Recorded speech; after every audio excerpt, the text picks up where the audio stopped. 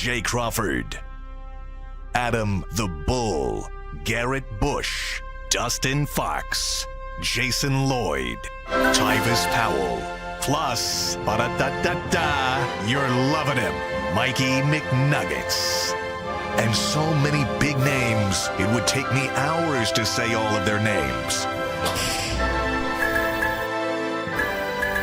The ultimate Cleveland sports show starts now. Booyah! Hey, happy Monday, and welcome to the Ultimate Cleveland Sports Show. I hope everybody had a terrific weekend. What a weather weekend.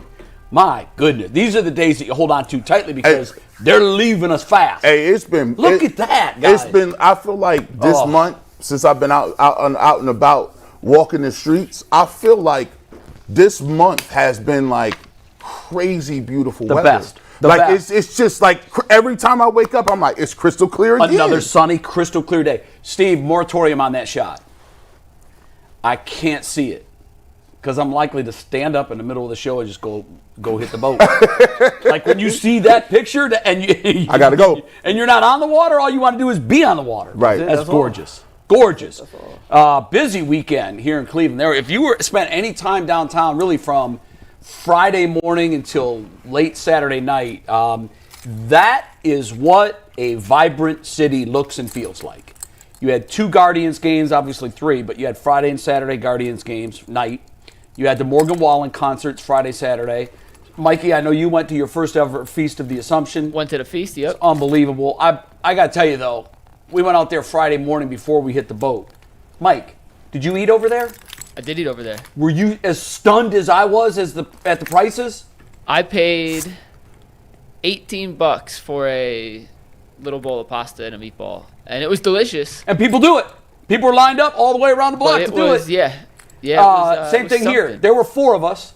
We each spent over $25 on our small paper plate meal, like you eat at a picnic. I got sausage and peppers, and a little tomato and olive oil salad, $26. I'm like, oh my God. Yeah. Couple cannolis, box of cannolis, $30. I remember, this may sound crazy. When I was younger, we used to go to places, right? And so it's like a family of 5 of us, right? So we all big. My mom would always be like, hey, you already know what it is. When we go here. You got the precursor warning. Hey, you already know what it is. We not about to, we going to go to this circus. You not about to get no glow-in-the-dark lights.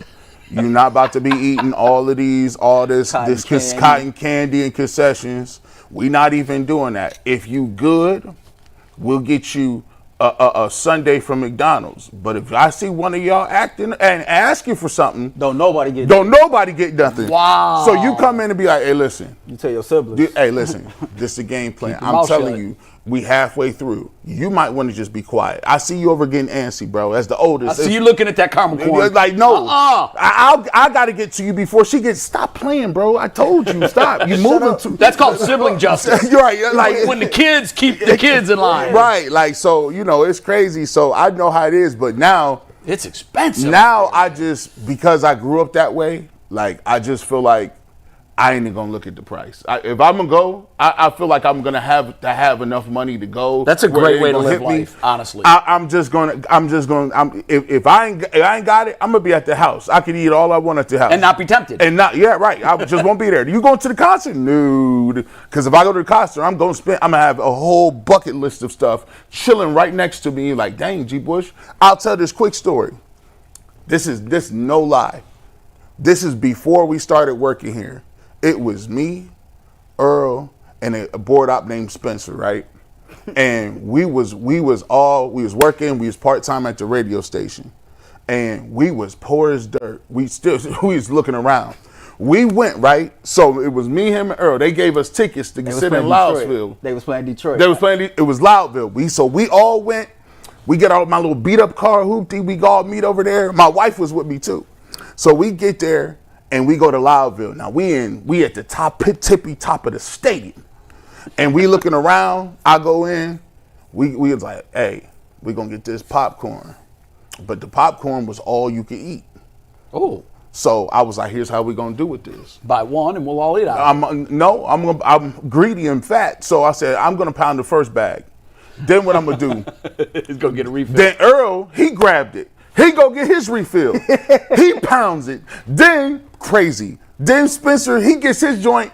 Like, so I'm sitting here thinking, and I was sitting there with my wife the other day, I was laughing. I said, man, them is the times I look back on, and you be like, thank the Lord, man. We was out here moving, but it was fun, and you can always look back and see where you came from, and you can respect it, because we had one box of popcorn, and we was adults.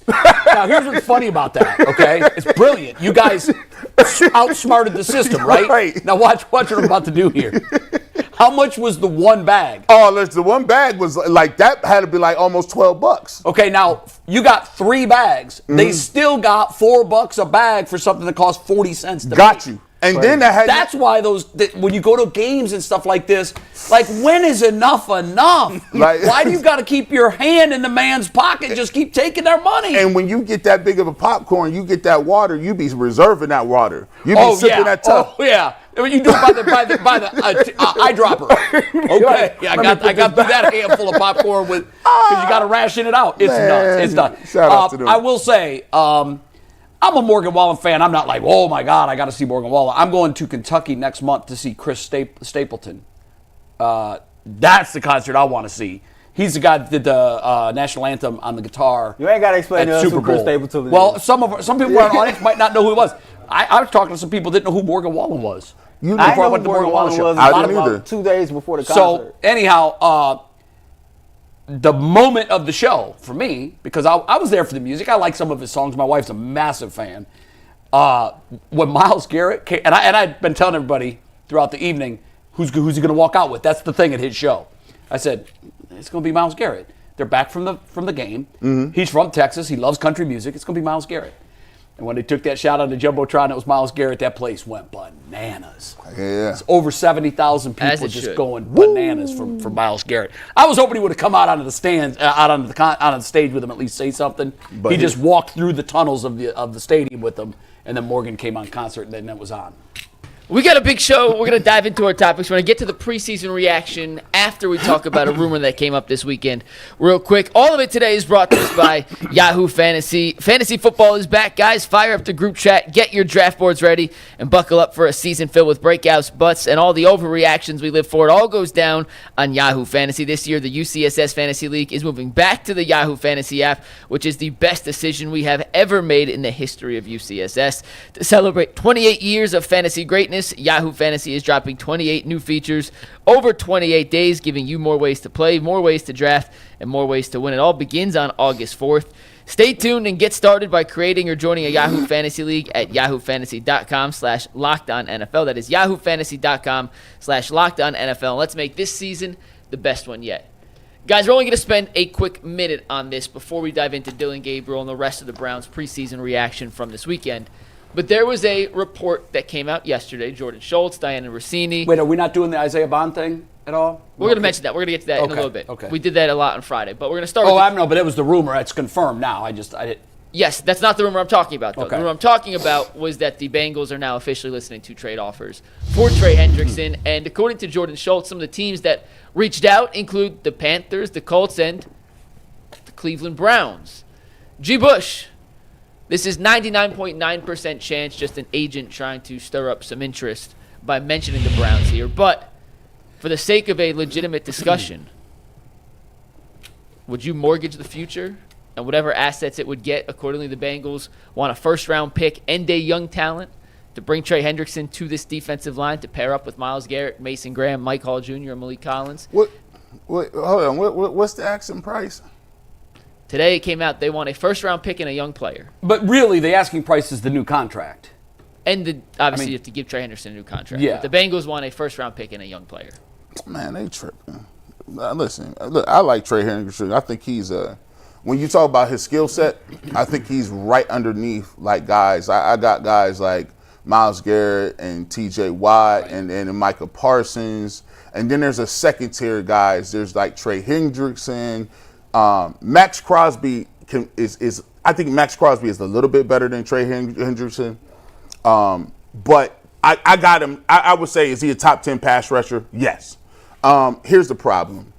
If you want a first overall pick, like, okay, that's cool. But the thing is, I got to give up a number one.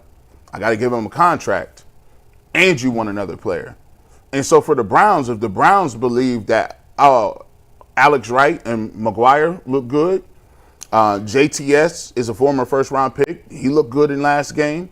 So if you're looking at it from a perspective like, hey, we can see if we got something in one of these other guys. We already got Myles Garrett. We have already invested a lot in second-round pick in Mike Hall Jr. We've invested with Mason Graham. Like, are you going to invest another first-round pick on another defensive end? Nah, they're not going to do that. And you want a young guy? No. But I think that price, if they were actually interested in it, that price is more like a second-round pick and maybe a second in something else. But the fact that I got to give him another contract, guys, no. Now, if this was Micah Parsons, I'd be willing to wager because that's Micah Parsons. I could say he's the second best pass rusher, and then you got a clean cheat. But no, I can't give up all that right there. Yeah, that's pretty much how I feel. You know, you're talking about giving a pass rusher his caliber a brand new deal. Anytime that you trading for a player that you got to pay, I can't give you a first-round pick at all. I give you a second-round pick to start with, and then I'll kind of go through my talent pool and see what other younger players that I have. But that's the only way I make that type of move. I think Trey Hendrickson is one of the more productive pass rushers in the NFL, and he's been one of the more consistent productive pass rushers in the NFL over the last 4 seasons. But first-round pick for an organization and a team that still got other fish to fry, still got other positions that they need to figure out and make sure that they set on, I'm not trading away any draft capital that I have for a pass rusher that's over 28 years old, and I got to pay. He led the NFL in sacks last year, right? Correct. Okay. I'm mixed on this. I could make an argument why you must make this trade. I can also make an argument why you shouldn't make this trade. I'll start with why you shouldn't. You started your comments with, I don't know if I'm willing to mortgage the farm or whatever you bet the farm. We've given away the farm recently. How'd that work for us? Like, now granted, that was 3 first rounds, along with 3 other high picks. You raided and depleted your future draft resources for a guy that you thought was going to take you to a Super Bowl. This guy hasn't been able to stay healthy. When he was healthy, he couldn't perform. So it blew up in your face. I would imagine, guys, that if I'm in the front office, I'm a little gun shy at doing another deal where you're giving away first-round picks. Yeah. That's tough. Especially when you did what you did to get the second first round. Exactly. Right. So, on the other hand, why you should make this deal, just close your eyes for a second and start to envision what a Trey Hendrickson, Myles Garrett, Mason Graham, Mike Hall, defensive front with stalwarts to bring in waves like the Eagles do. Imagine what that looks like. Crazy. Crazy. It's crazy. Now, more evidence why you shouldn't do it. If the offense was middle of the road, there you go. That you can win a Super Bowl that way. There you go. It's been done. Yeah, there you go. You're not winning a Super Bowl with an ironclad top 5 defense and a bottom 5 offense. They don't match, they don't balance out. So for that reason, I would be inclined to pass on this one. The other thing too, and I know Mike said this in the setup, there's a 0.1% chance this would happen. Bengals are not trading that dude inside the division. He won't wear a Ravens jersey. He won't wear a Steelers jersey. That's just not going to happen. Yeah, and I don't think the Browns and Bengals since Paul Brown, I don't think they've ever made a deal. Has there ever been a deal between? The only deal that they ever made, I saw this on Twitter this morning, was the one that got the Hugh Jackson thing. Yeah, the Hugh Jackson fax machine mess up. They have not made a. Yeah. There's a lot of animosity between these organizations, even though the owners and the GMs and everybody, the players have all changed. When you go into a building, whether it's Ohio State and you feel the Michigan hate even before you open anybody's mouth, or you look at it and you're like, oh God, these people hate Michigan. You can see it. When you go into Berea, you can tell, oh, they really, really have a disdain for the Steelers and the Bengals. And part of that's because of the rivalry inside the division. But I just don't see that they're coming to common ground and making a deal. So, shout out to Sam Weiss. That was one of the craziest things Oh, I've ever my seen in my God. life. Like that stuff doesn't happen. Yeah, no. Does it happen? He called out an entire city on a PA system during a live NFL game. Think about that. You don't live in Cleveland, you live in Cincinnati. And it might drop. Oh, man. You And heard the mic hit. You can hear everybody go, Ooh, that's why. Everybody in my household, when I was watching that game, Y'all probably went we all crazy. stood up. Yeah, like you wanted to put hands Stood on up the like, TV. oh, it's time. Oh, for real? It's time. I know where Cincinnati is. It was crazy. Come on down the river. But you know what? Those were the best days of the Browns in my lifetime. Yeah, they were relevant and good. Yeah. But so was Cincinnati. Because Pittsburgh, for some of those They years, was terrible. down. And Pittsburgh, it wasn't fun. yeah, Pittsburgh. But yeah. those Boomer Esiason, Bernie Kosar clashes, Yeah. where they're each throwing for 400 yards, Yep. that was the heyday of my NFL fandom. Well, quarterback is where we're going next, Jay. It's what everyone wants to hear about today. It's what everyone's talking about this morning. We'll get to it after a reminder that August 26th, next week, it's FanDuel's Future Day, a brand new holiday for football fans who live for bold predictions and preseason hunches. For just 24 hours, FanDuel is giving you deals on NFL season predictions. So whether you're calling your MVP, eyeing a long shot division winner, or ready to crown a Super Bowl champ before week one even kicks off, this is your moment. Visit the FanDuel app today and start planning your futures bets now, because Futures Day is a one day only event. FanDuel, play your game when you want. America's #1 sportsbook. Guys, we got our first glimpse of Dillon Gabriel in game action against Philadelphia. The stats, pretty simple. He completed 72.2% of his passes for 143 yards, did not score a touchdown via the air, threw the pick six. He also fumbled a snap. He had a 72.2 quarterback rating and rushed for 1 yard. Earl, I'll start with you.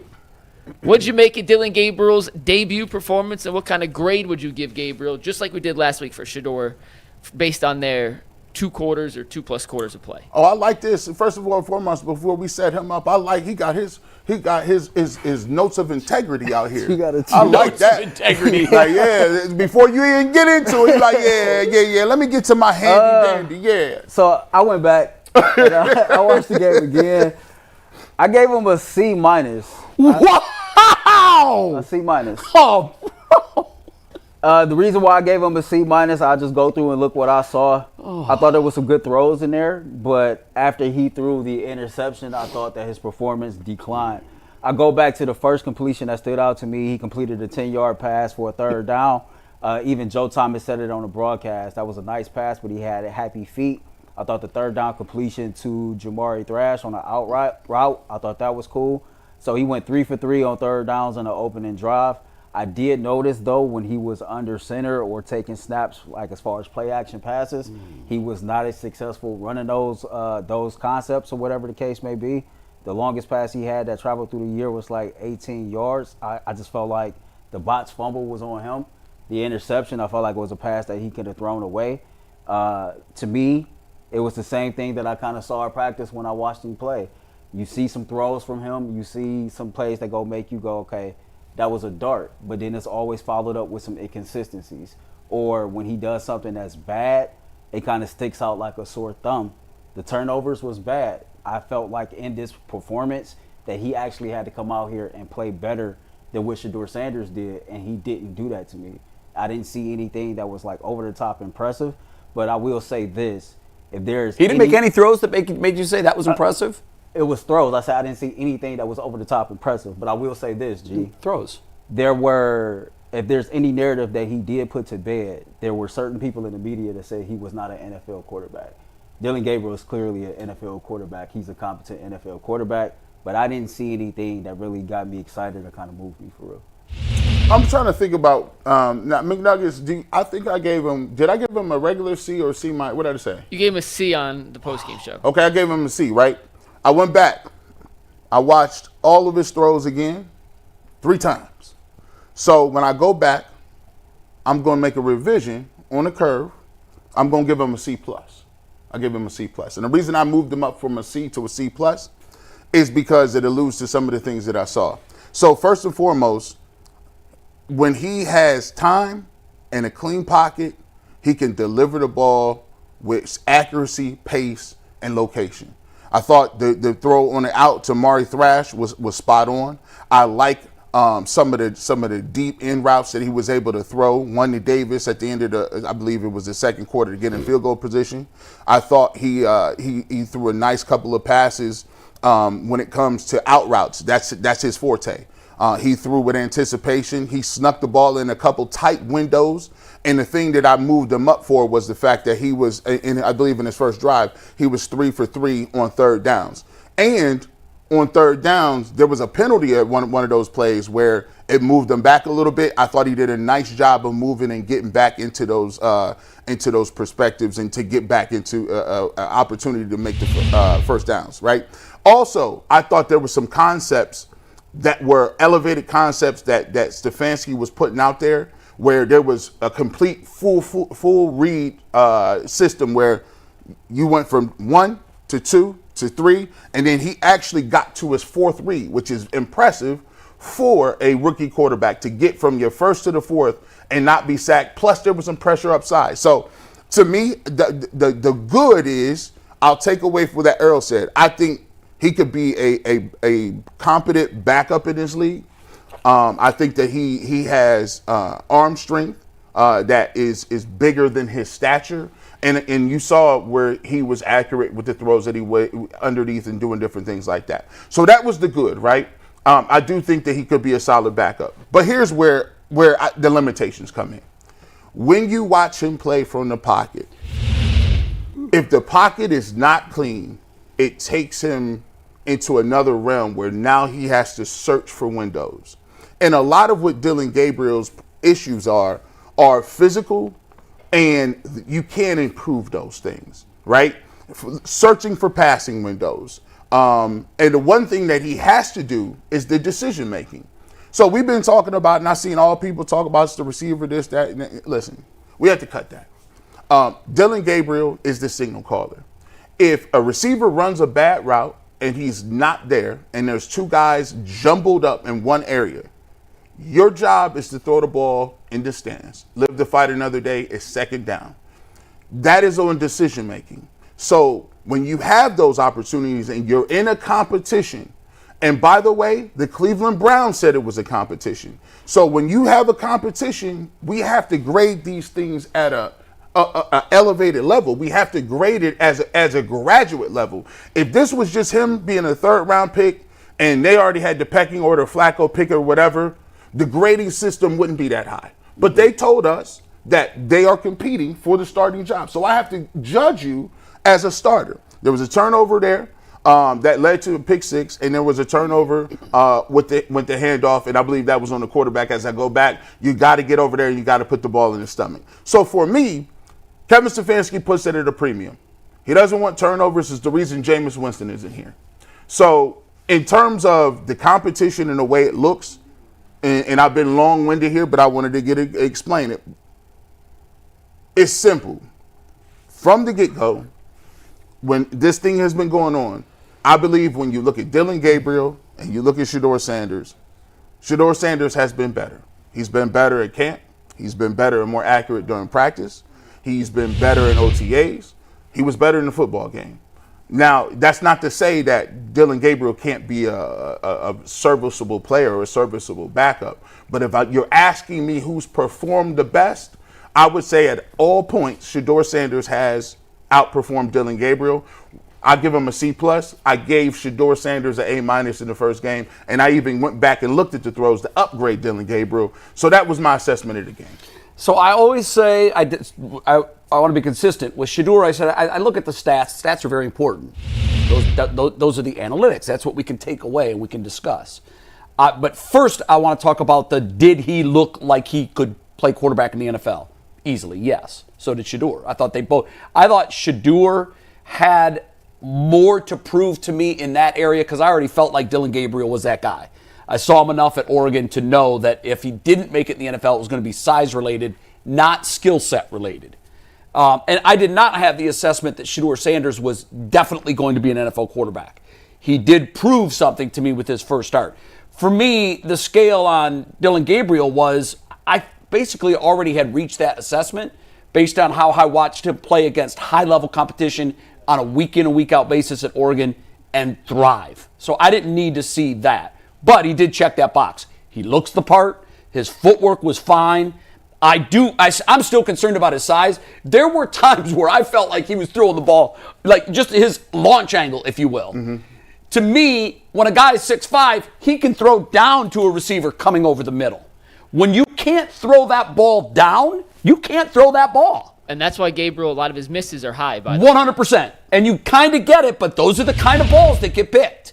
So I would say, and there's nothing he can do about his size. He's 5'11". That's what he is. He's going to be that tomorrow. That's never going to change, and that's always going to be top of my list of concerns for Dillon Gabriel.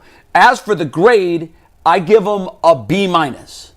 I think C- just a tick above a D. That's really harsh, bro. That's harsh. When you complete 72% of your passes, and on the pick, I always say on picks too, always, unless it's a tip ball and goes off a receiver who's wide open. That is not on the quarterback. And I also believe, and from talking to some people... You saying this one was, or... No, all picks but tipped balls okay. I see what you are on the quarterback. Yeah. This one was absolutely on the quarterback. Now, there were other mitigating factors. Yes. Absolutely. There often are. Even when guys... Unless a guy just throws a ball to a wide-open defender, what are you doing? That's 100% on the quarterback. But as you start parsing blame...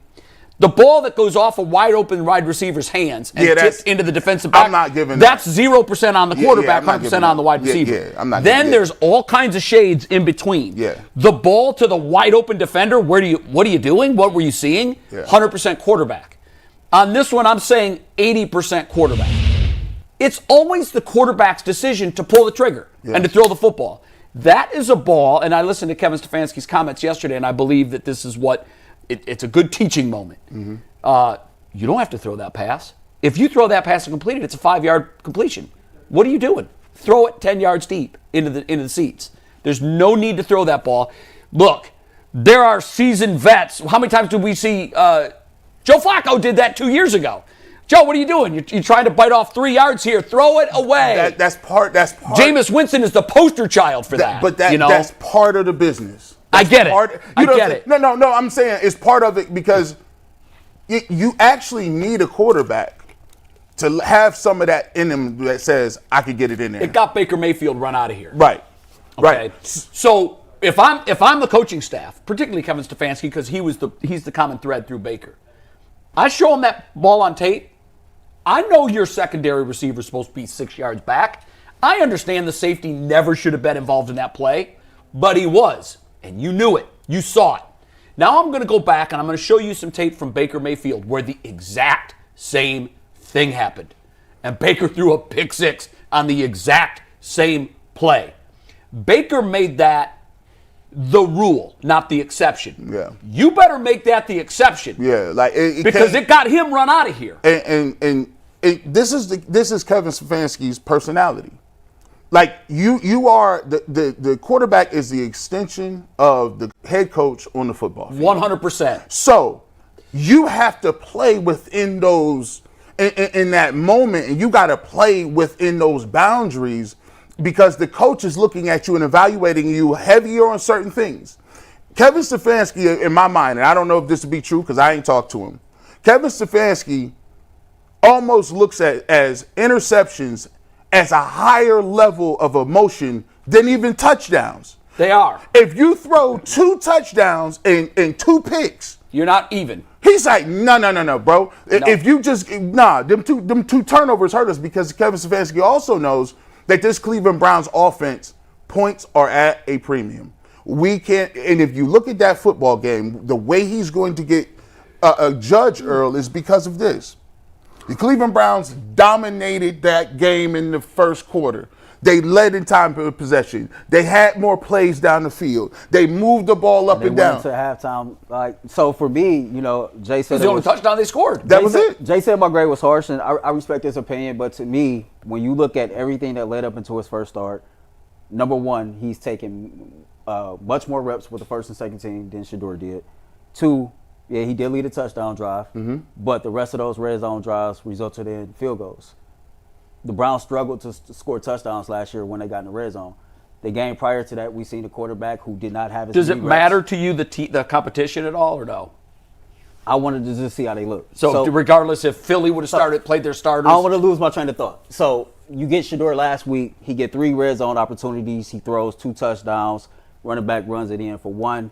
Dillon leads a touchdown drive. The other 2 results in field goals. I just go back to, okay, well, you've had more reps doing this, and especially knowing that in the red zone during practice was an area where everybody that watched with their eyes, Shedeur kind of played better than him during the red zone. That first red zone opportunity, I don't even think he attempted to pass. Kev opted to run the ball. We scored. Whatever. However, well, that's not on him. You let a great drive. I'm not trying to knock him for that at all. But when I look at the amount of reps that you had, when I look at how they look at you as your processing speed, etc., I just felt like, okay, if all of this is the case, you should play as good or if not better as your opponent who you're competing with. And he didn't do that. See, now here's That's where this is why I would say it was harsh. Because these are the things that I look at. In baseball, there's leverage pitches. We all know what they are when the game is in the balance. So if you got the bases loaded at a 3-run lead, every pitch to that next hitter is a leverage pitch. The game is in the balance. You give up a home run, leverage pitch. Typically, in a close game, you could throw 50% of your pitches could be leverage pitches. Pitchers are judged by, yes, the overall body of work, but what did you do with the leverage pitches? Did you get a ground ball double play out of the inning, threat over, or did you give up a 2-run double? So, and those things weigh very heavily. They're like interceptions and touchdowns, okay? Game-changing leverage pitches. So what I would say about Dillon Gabriel that really did impress me, this is the thing that impressed me most, even if I wasn't keeping a running tab of the numbers, which I wasn't. I looked at him when he was done, and I thought, that's about kind of what I expected. The 70% completion is exactly where I want him to be. But his leverage throws were very, very good. His third down throws. NFL coaches will tell you that that's where your bread is buttered. That's where you make your money. Patrick Mahomes is Patrick Mahomes because he's Mr. Third Down. He keeps drives alive. That's what you have to do. By hook or by crook, you have to keep drives alive. And for that, I thought in his leverage throws, he was above average. And in his other throws, I don't want to say he was below average, but he wasn't above average in his effort. To me, what I like most about that is there are gamers and there are posers.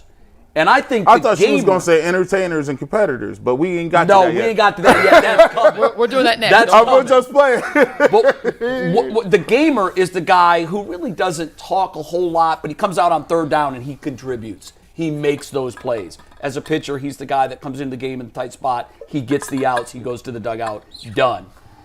A lot of times what you have on the other side are guys that play really well in large part. And the Browns have had a number of these guys over the years. I don't know that we have one on our roster right now. I don't think we do. But it's in those big moments, man. You got to come through. You got to come through. You have to complete this pass. This is where your money's made. This determines, does your offense stay on the field or your defense stays on the field? And head coaches love the guys that keep the offense on the field. And I thought Dillon Gabriel, to me, showed me that he has that ability. Now, the other reason that I thought the C- was harsh, here's why. You can't control who you're playing against. You can't. You just got to play. You got to put it out there. You got to do the best you can. I take into account Carolina's twos versus the Eagles' twos.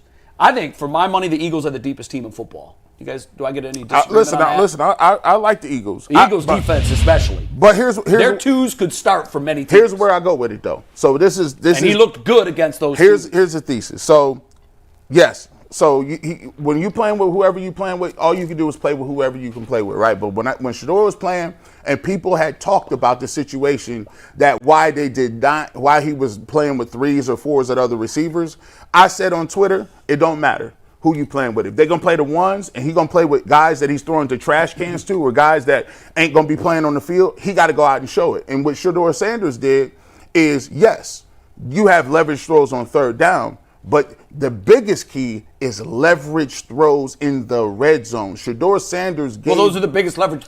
Those are leverage throws, every one of them. So, yes, I'm going to give you credit for hitting third downs, but I'm going to give you extra bonus points for leading not field goal drives, but touchdown That's why drives. I wanted to see on that first drive. I wanted to see throws in the red zone. but Why are G, we running it? Touchdown. So another point Throw the football. Another point to everything we're talking about, right? We talking about Kevin Stefanski getting back to his roots, right? Play action, running the football. And I just went back and I watched the throws, and I thought he was very, very good when he operated out of the gun.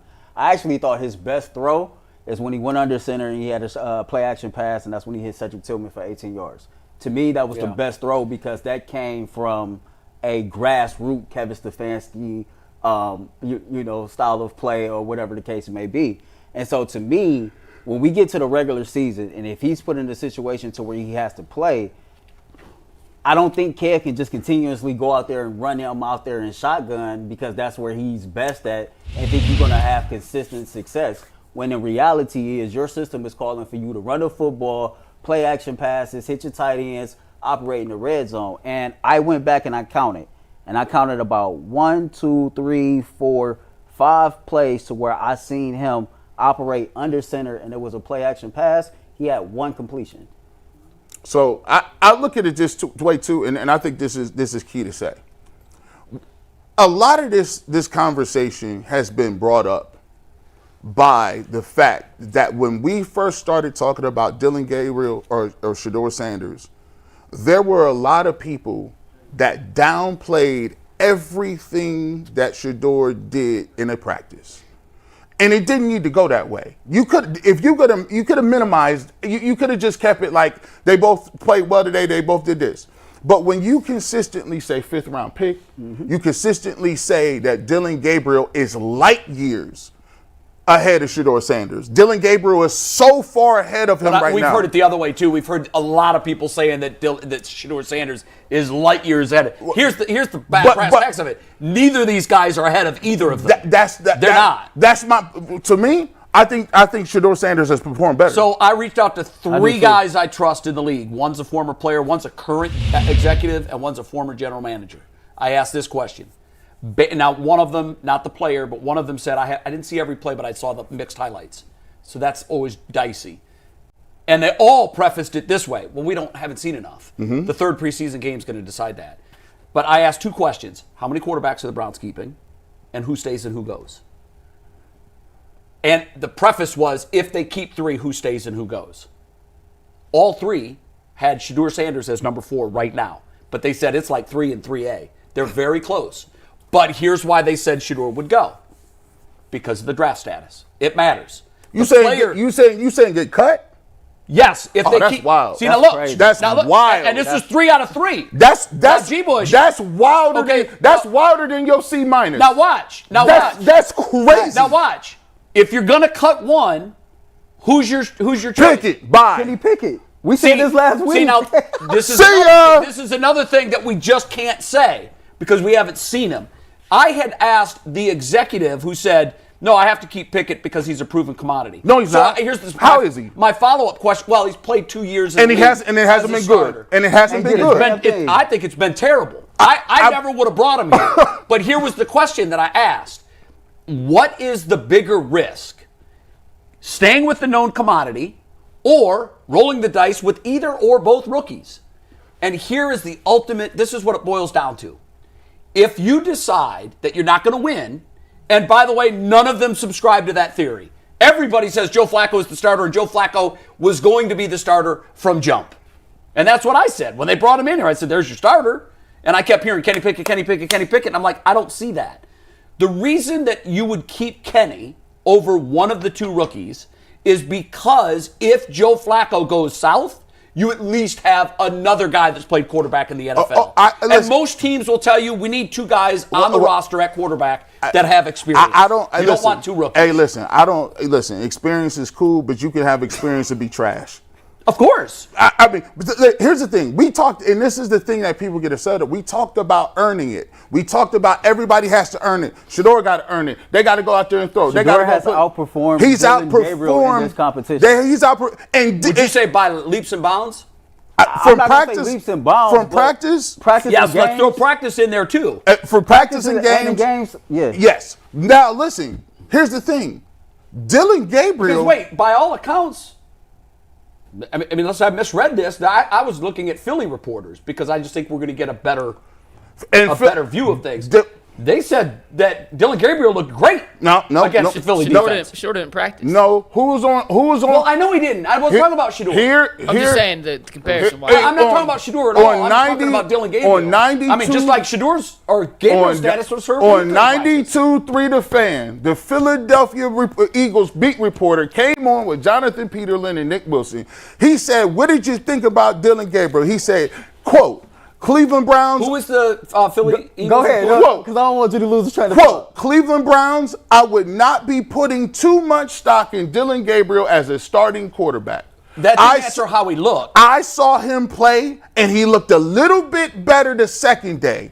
But I do not believe. That's what I heard too. He is a starting quarterback in the NFL. Which beat reporter? They've got 50. We can go back and look at it. Go back and look at it. He was on the radio. He was on the radio. But he said it. But because that's what he said. The ones that I follow and trust, the two really that I follow and trust, one over everybody, said that he looked good.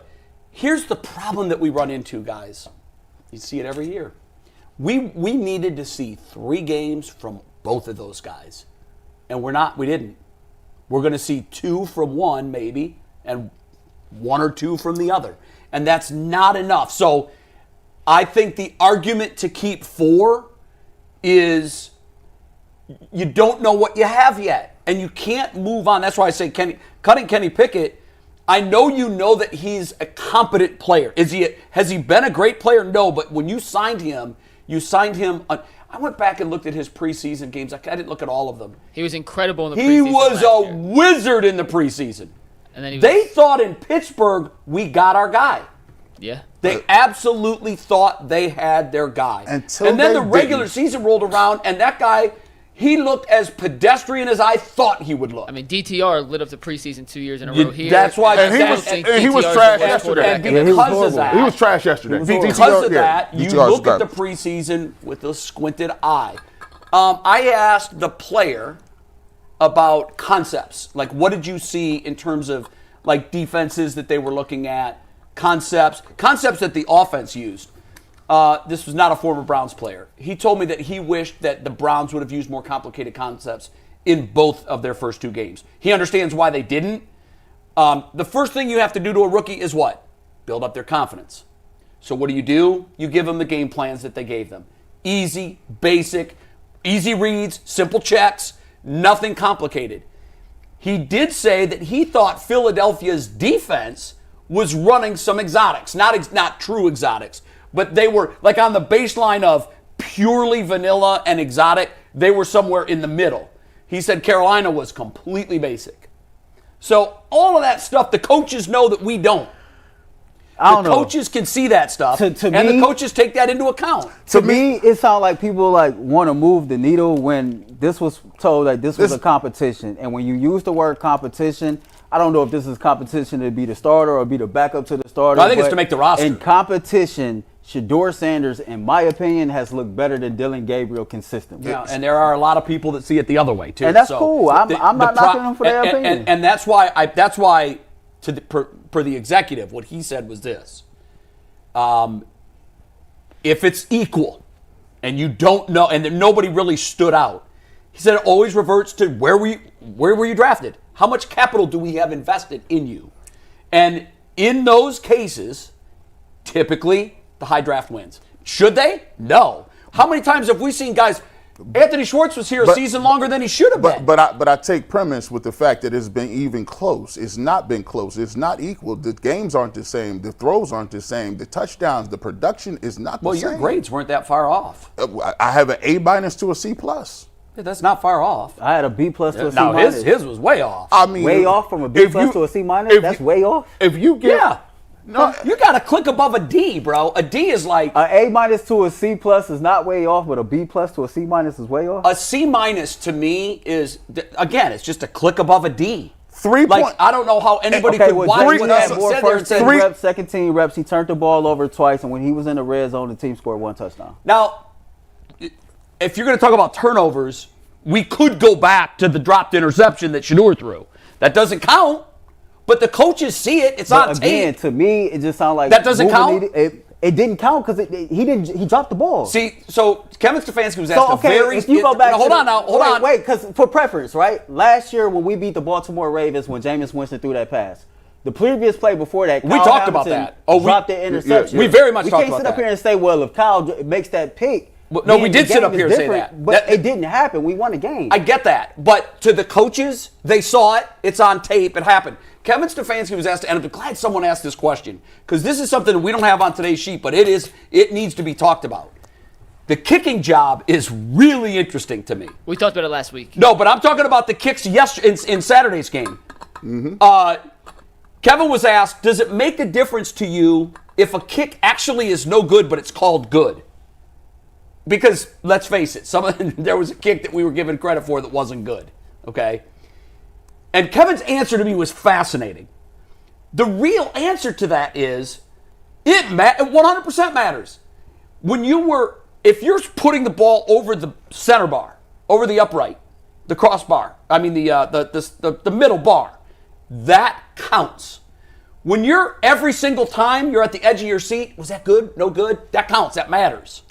And yes, so in the stat column, you get credit for a made kick. But don't think the coaches don't remember that made kick. They see everything. We do have to talk about the kicking job, too, at some point later this week or maybe even after about final roster cuts. Because I don't think anyone feels confident in Dustin Hopkins. I don't. I don't. We have other stuff we got to get to today, including some comments that I need to play in full so we understand the exact context of which said comments were said. But first, a reminder, today's episode is brought to you by BetterHelp. These days, it feels like there's advice for everything. Cold plunges, gratitude journals, screen detoxes. But how do you know what actually works for you? With so much information online about mental health and wellness, it can be overwhelming to figure out what's true and what will actually help. That's where talking to a licensed therapist through BetterHelp can make all the difference. You get the real personalized guidance instead of just guessing based on something you saw on social media. Talk it out with BetterHelp. Our listeners get 10% off their first month at BetterHelp.com/LockedOn. That is BetterHelp, HELP.com/LockedOn. So, guys, Dillon Gabriel did a mid-game interview with Aditi Kinkhabwala, and part of what he said went mega viral. So we're going to play the little snippet that went mega viral. Then we're going to play the entire 2.5-minute interview so we get the entire context. There will be no confusion. And then we'll discuss what we think Dillon really meant by those comments and whether or not it was a shot at a teammate. But this is the little clip that went mega viral from Dillon Gabriel's interview with Aditi Kinkhabwala. And there's competitors. There's entertainers and there's competitors. And I totally understand that. And my job is to compete. And that's what I'm focused on doing. It's just part of it. There's entertainers and there's competitors. And I totally understand that. And my job is to compete. And that's what I'm focused on doing. So that was the first one. Now this next is longer. It is 2.5 minutes. It includes the entire interview Dillon did with Gabriel, which I think is very important to the context of the conversation we're about to have. This is the entire interview, it's 2.5 minutes, that Dillon did with Aditi during the game from the sideline. Steve, take it full. Coming courtesy of our Aditi Kinkhabwala. Well, Dillon Gabriel, it's not quite as hot of a hot seat right over here with me, I'll tell you that. Your first NFL action. Did you have fun out there? I did. It was a lot of fun, a lot of learning for sure. But all things you can take with you, and just a pleasure to go play with the guys. So. Okay, let's start with a lot of learning. What do you feel you took away from this? Yeah, just the little details. You got to continue to harp on it and just help each other out on that. But just that environment. You get out there, you get excited. You want to be aggressive, but you also got to be smart at the same time. What are you most proud of in this moment? I know you have to watch the film, but right now in this moment, what are you most proud of? Yeah, just the guys coming together, and we're continuing to make steps and find an identity of what we are. I think it's a process within the preseason. You're learning that. This being my first time, I'm going through it with a bunch of guys that are also going through it for the first time. So we're learning together, we're growing together, and we got a bunch of vets that got a clear vision of what we want to do. That long, methodical first drive, not doing anything more than what the defense is giving you. Is that exactly how you scripted it? I mean, maybe in the openers, we got through all our openers, so that's a positive. But, I think just executing at a high level, you want to do that consistently. I think everyone, all 11, were doing that. Just want to continue to create consistency for everyone. We saw the leadership on the sideline immediately, the way you're talking to your wide receivers, your running backs. Why is that such an important part of who you are in your game?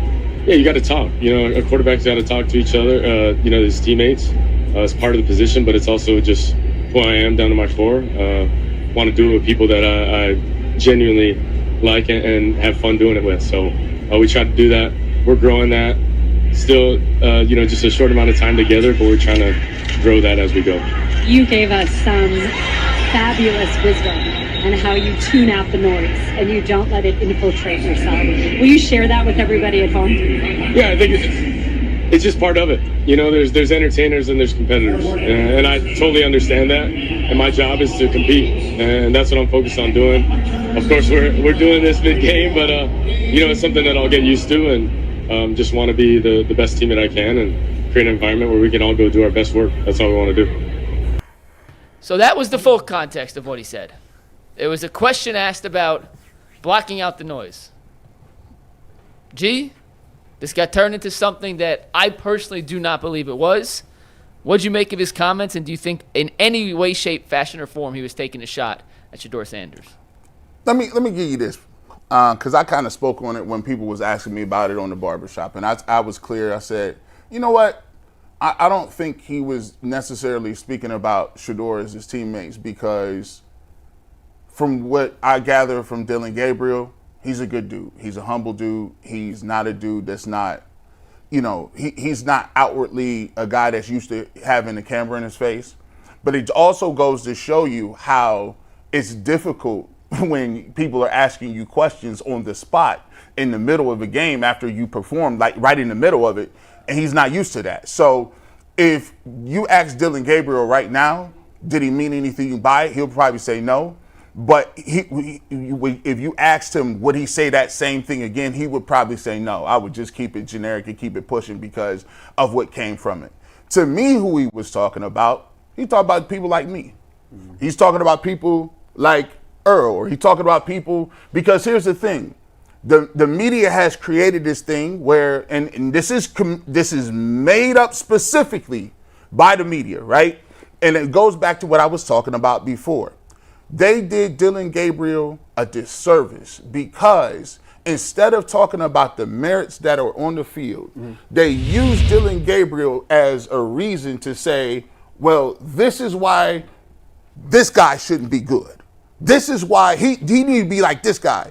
And what happens when you do that, it's a natural competition where now all of a sudden he becomes the representation of something that's on the opposite. So for me, I think Dillon Gabriel was talking about the fact that, guess what? You guys are entertainers and blocking out the noise. You guys are going to talk about the whole thing between me and Shedeur and the competition and the quarterback battle. I can't think about that. I got to go out there and compete. I got to do it on the field. So that's what I thought he was talking about in terms of that. But I think this is a product of the way we covered the battle since the beginning. Yeah, when I first heard the comments and I listened to it in its entirety, I was like, he's talking about people like me, G, and Daryl. If I'm being all the way real, there was another certain media member that said he didn't look like an NFL quarterback. I've said on multiple occasions that the Cleveland Browns are operating like they found a needle in a haystack. I went on this whole, spin about he was the 9th or 10th overall quarterback prospect, about the 148th overall total prospect. For me, I didn't think he was taking any shots at Shedeur Sanders at all. And I'll say this for just for contents. A lot of people are saying, well, he's just regurgitating words that the Oregon head coach had said 2 years ago. When those comments were made, Bo Nix was the starting quarterback at Oregon. Dillon Gabriel was not there. He wasn't even there. When Dillon Gabriel arrived at Oregon, CU was not even on Oregon's schedule. I think that whenever those comments was made, Dillon Gabriel was, wherever he was, focused on his own business, trying to get to the NFL. So I don't think those two have anything to do with the other. And then secondly, to your point, college to now, I don't think he's ever had a hit piece. I don't think he's ever said anything that was noteworthy or had a sound bite. And so why all of a sudden, out the blue, would he just change the narrative to this big Billy badass that I'm just finna talk shit about my teammate right here on the sideline? I think whoever put that clip out there the way that they did, I think that was disingenuous. I thought it was unfair to lot of Dillon people Gabriel. did, for the record. You know, ESPN. And the NFL ESPN. Network. like and that was Schefter. that was Guys, that's what they do. that was And that's crazy. who he's talking about, by the way. He's not talking about us. He's talking about the Adam Schefters of the world and the national reporters that are making this more than it is. That's what he's talking about. Now, I have to be perfectly honest here. I'm not convinced yet that he wasn't talking about Shedeur. I'm not. I don't know. He clarified it and said no. I think the most important part of that clip we cut off. What did Aditi say at the end? Tell us about what she said. No, when his soundbite was over. Oh, she said something about thanks for throwing something at me. Did she say that? She read it that way in real time. Well, do you want here? I played the last 20 seconds. I cut it off for the sake of time, but play the last 20 seconds. Yeah, but no. What we need to hear is Aditi. No. I mean the 20 seconds after I stopped. Play it. Yeah. Okay. Good. Steve, take it Play again. that. Absolutely. Because I can't remember. I'll let you go since you're calling me out on that right there. But we have picked up a few Hawaii affiliates. So what she's saying is, and not me personally, Aditi is not stirring the pot. She's a team reporter. Right. What Aditi's saying about, you're calling me out, her interpretation was, it's on the media. Mm-hmm. I will tell you, and you'll know this, I'll tell you a very common narrative. Mike Vrabel's the king of this. My God. When I covered those mid-'90s teams at Ohio State, we were the enemy. Yeah. And I'm not kidding. Now, Mike and I have a great relationship now, and we laugh about it now. But they would say things during stretch routines. When the media was first allowed in, they would audibly yell smack talk about reporters that were there. Mm-hmm. So they weren't saying it to them, but they were saying it to one another loud enough so everybody could hear. You know what the Woody's like. You get everything reverberates. They would even do it outside. It's a cavern. And that was by the way, I was a young reporter. I was 26 years old. I didn't really know what was going on. It was the first experience I had where I was like, oh, wow, this is a big-time adversarial relationship. Because prior to that, whatever pro sports I'd covered, I dabbled in. It wasn't a daily cover. And I was like, damn, this is real. I didn't think this was real. I thought they would spontaneously generate however they did, good or bad. But that team in particular had a real bent for the media.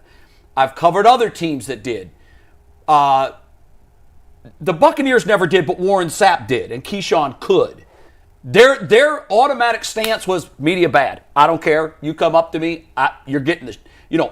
Warren used to famously put his a towel down between his legs, and he would sit at the edge of his seat with a towel around him, put a huge dip in, and spit on the towel.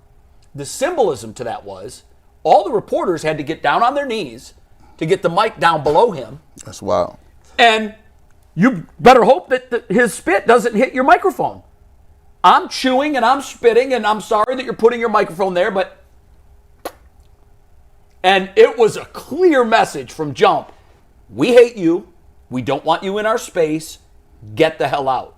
And I know Aditi's familiar with that because Aditi's a longtime reporter of the NFL. She immediately picked up on, so it's us that you're talking about as entertainers.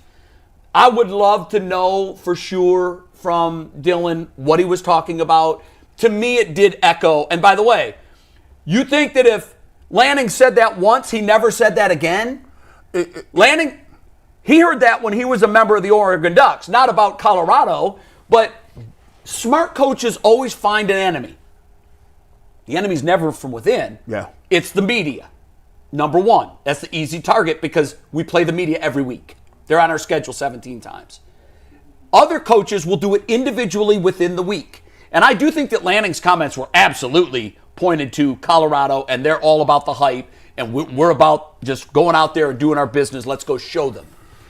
But in all honesty, I don't want to excuse the fact that he wasn't in that locker room at that time, because I bet he heard that message more than once. Coaches tend to use the same playbook to motivate their team. So I don't know that Dillon wasn't motivated by that kind of talk, but I do feel this. I do feel like he has a lot of credence to his point. Somebody sent me a text after this went viral, and they, by the way, just saw the short version, and they said, and there it is. That's the circus you get when you draft Shedeur. And I immediately texted back, and I go, wait, how is this Shedeur's fault? Shedeur didn't say a word. Shador's there. And he said that is the NFL teams that there were a lot of NFL teams that just didn't have them on Shador on their board.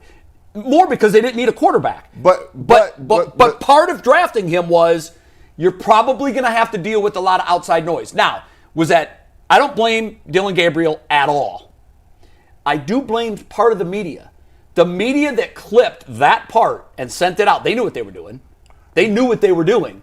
And it's not our fault. It's not Shador's fault. It's not Dillon's fault. That's the circus that no one can control. When G said, I just don't believe he's like that, I kind of agree with G on that. And maybe, I'm not trying to say, I don't either, by the way. I'm not just trying to make it seem like things that get physical. But when I seen people's reaction to it, it was just like, man. So that's the circus, though. Just hear me out. Earl, it was just like, that's the circus. People's reaction to it. Hear me out. When I seen people's reaction to it, my first thought was, man, y'all giving Dillon Gabriel too much credit. And what I meant by that was Dillon Gabriel not built like that. Not at all. Dillon Gabriel ain't really got Baker it Mayfield in might have said something like that. He ain't got it in him to really sit up there and talk with his chest out like that, knowing that he got to see Shador in the locker room. And I don't mean like they gonna fight, but you still got to stand up to your teammate and stand on what you said. And it's just everything from then to now. To me, and I could be wrong, this is me trying to give Dillon Gabriel some grace. Right. He ain't really been much of a talker. He ain't really had too much that came off as a soundbite. And then this happens. Yeah. It just seemed like to me, if people think that he was taking a shot, I'm just saying Dillon ain't built like again, that. though, my point about the circus, it's not a player. It's the noise around the program. That's what it's going to be. But we create it. Of course we do. We the media. We create it. The entertainers. We thrive in it. We make it this way. This is why football is a billion-dollar industry. And I always tell people, when you say, and this is how it is, when you go watch training camp, right? And you watch the number of beat reporters who say that he's so far ahead. He was always rated high. And by the way, we talk about Shador not being rated and people not being on the board. Shador Sanders was always rated a higher quarterback than Dillon Gabriel. He didn't become high. He didn't become rated higher until he got here, and in people's minds, we made it up. The Browns like him in the third round. Nobody else had him on the board in the third round. But here's the thing: it's not about. I like Dillon Gabriel. He's on the Cleveland Browns. I want him to play well. I just have to tell you what I see. The problem is that we have this situation now where you got two different entities, right? Mm-hmm. And if you push so far on this side, right?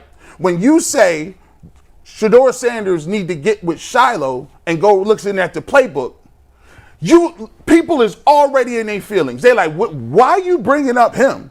Or listen, he did fine today. I mean, guys, come on. It was okay. When you throwing salt on that, that's fine. You getting your views up right then. But when Dillon Gabriel goes out and plays, he now has to stand on what you're talking about because we're looking to see. And Shador does too, the other way. So it's now it's a competition. And I feel bad for Dillon Gabriel in this sense. Every young player wants to be accepted. They just want to be a part of the team. They want to be part of the organization. And for Dillon Gabriel and his family, that was a great opportunity, and it's his first game he's playing.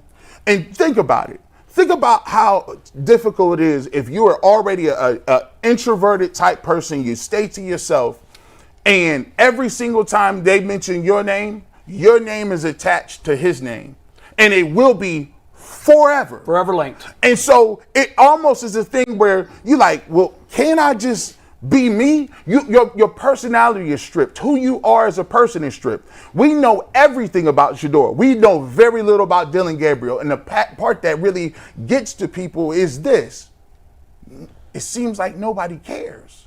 Because when he's playing, it's just a countdown to when is the other dude going to play. That's what you see when you put a microphone in somebody's face. Let me ask y'all this. It gets to you at a certain point. Go ahead, Earl. Let me ask y'all this because I thought about what you just said from Dillon's point of view. I bet you Dillon went home and was like, man, you know what? I don't ever talk before. They better not ask me nothing. I ain't telling their asses nothing. Oh, he's not. I don't want to give him the pass that he doesn't know how to deal with the media. He's been in big programs. He's been covered like a pro athlete. But he has to know that what he says. That's why I said the spotlight is different, though, Jay. Sure. He didn't come from Elkhorn State, guys. I mean, but this spotlight is different. He didn't come from a program that never got But in Oregon, trust me on this. In Oregon, there's 20 beat reporters that are at every practice. After every practice and after every game, he's got a pack of microphones in his face. He's not new to this. He knows what he's doing. But did he slip up? Maybe he did, and maybe I think your assessment was correct. If he had it all over to do it all over again, he wouldn't say it because it could be construed. He's always been liked, though, Jay. I know, but when you see it's a different type of sound. Yeah, but I don't think we're dealing with a guy that wants to be like Shedeur Sanders' popularity. No. I don't think. If you ask him, he's like, I just want to make the team. That's it. That's my goal. One other thing that was, and this was fascinating. I know we don't have time to talk about it, but God, I looked at the comments on it because someone sent me the actual clip. And I watched the clip before I read the comments, and then I predicted what I was going to read in the comments, and I was right on. And I'll ask you guys your opinion of this. The conversation after the Carolina game between Andrew Berry and Shedeur Sanders on the sideline. Your headline takeaway was? I didn't really have one. I thought that Andrew, you watched that with no opinion? I mean, I seen it. I didn't have a headline. Okay, takeaway. I'll take. I'm surprised by that. I'll take this. You know what I like? I love the fact that Shedeur Sanders uses his communication to disarm people. Right. He uses his personality. His personality. Because who comes up to their boss and says, "Hey man, what you think about that? You like that?" Yeah. And he's like, "You did pretty good." I did really good. You don't really think I did pretty good. And you say, no. Hold on, let me. It wasn't perfect. It wasn't perfect, but you did. So now he's showing you like, listen, I want your validation.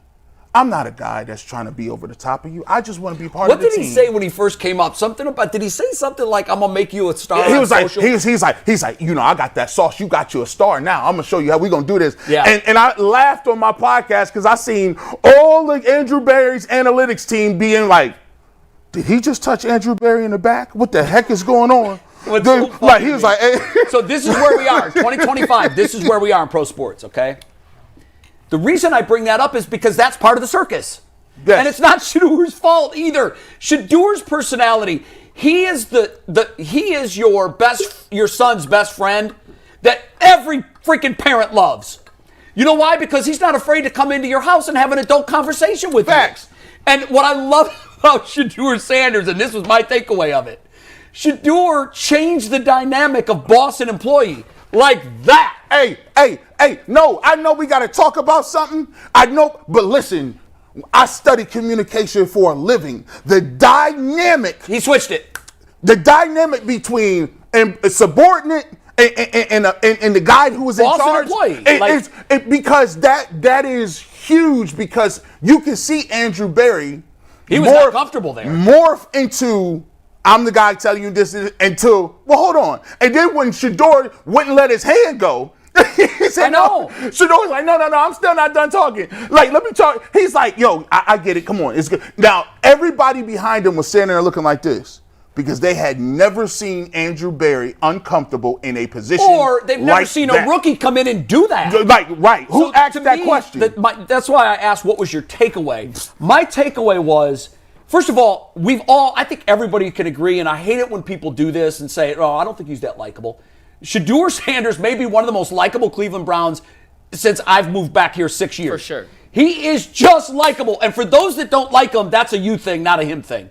Maybe you don't like his personality. Some people ain't got that. But the kid is a good freaking kid. And what I loved about that was my son's best friend coming into my house. And basically telling me how dinner was going to go down. Hey, listen. And you can't help but laugh and like that because you're like, that takes moxie. You pull up, he comes to your house, your son, Corey's friend comes to the house, he goes to the refrigerator and say, hey, Pops. What do you got? Hey, man, you marinating them steaks today? How can you not like that? Who the hell is this dude? And so the reason I brought that up is because, unfortunately, where we are in 2025 with social media, you're going to see it the way you want to see it, and the other side is going to see it the way they want to see it.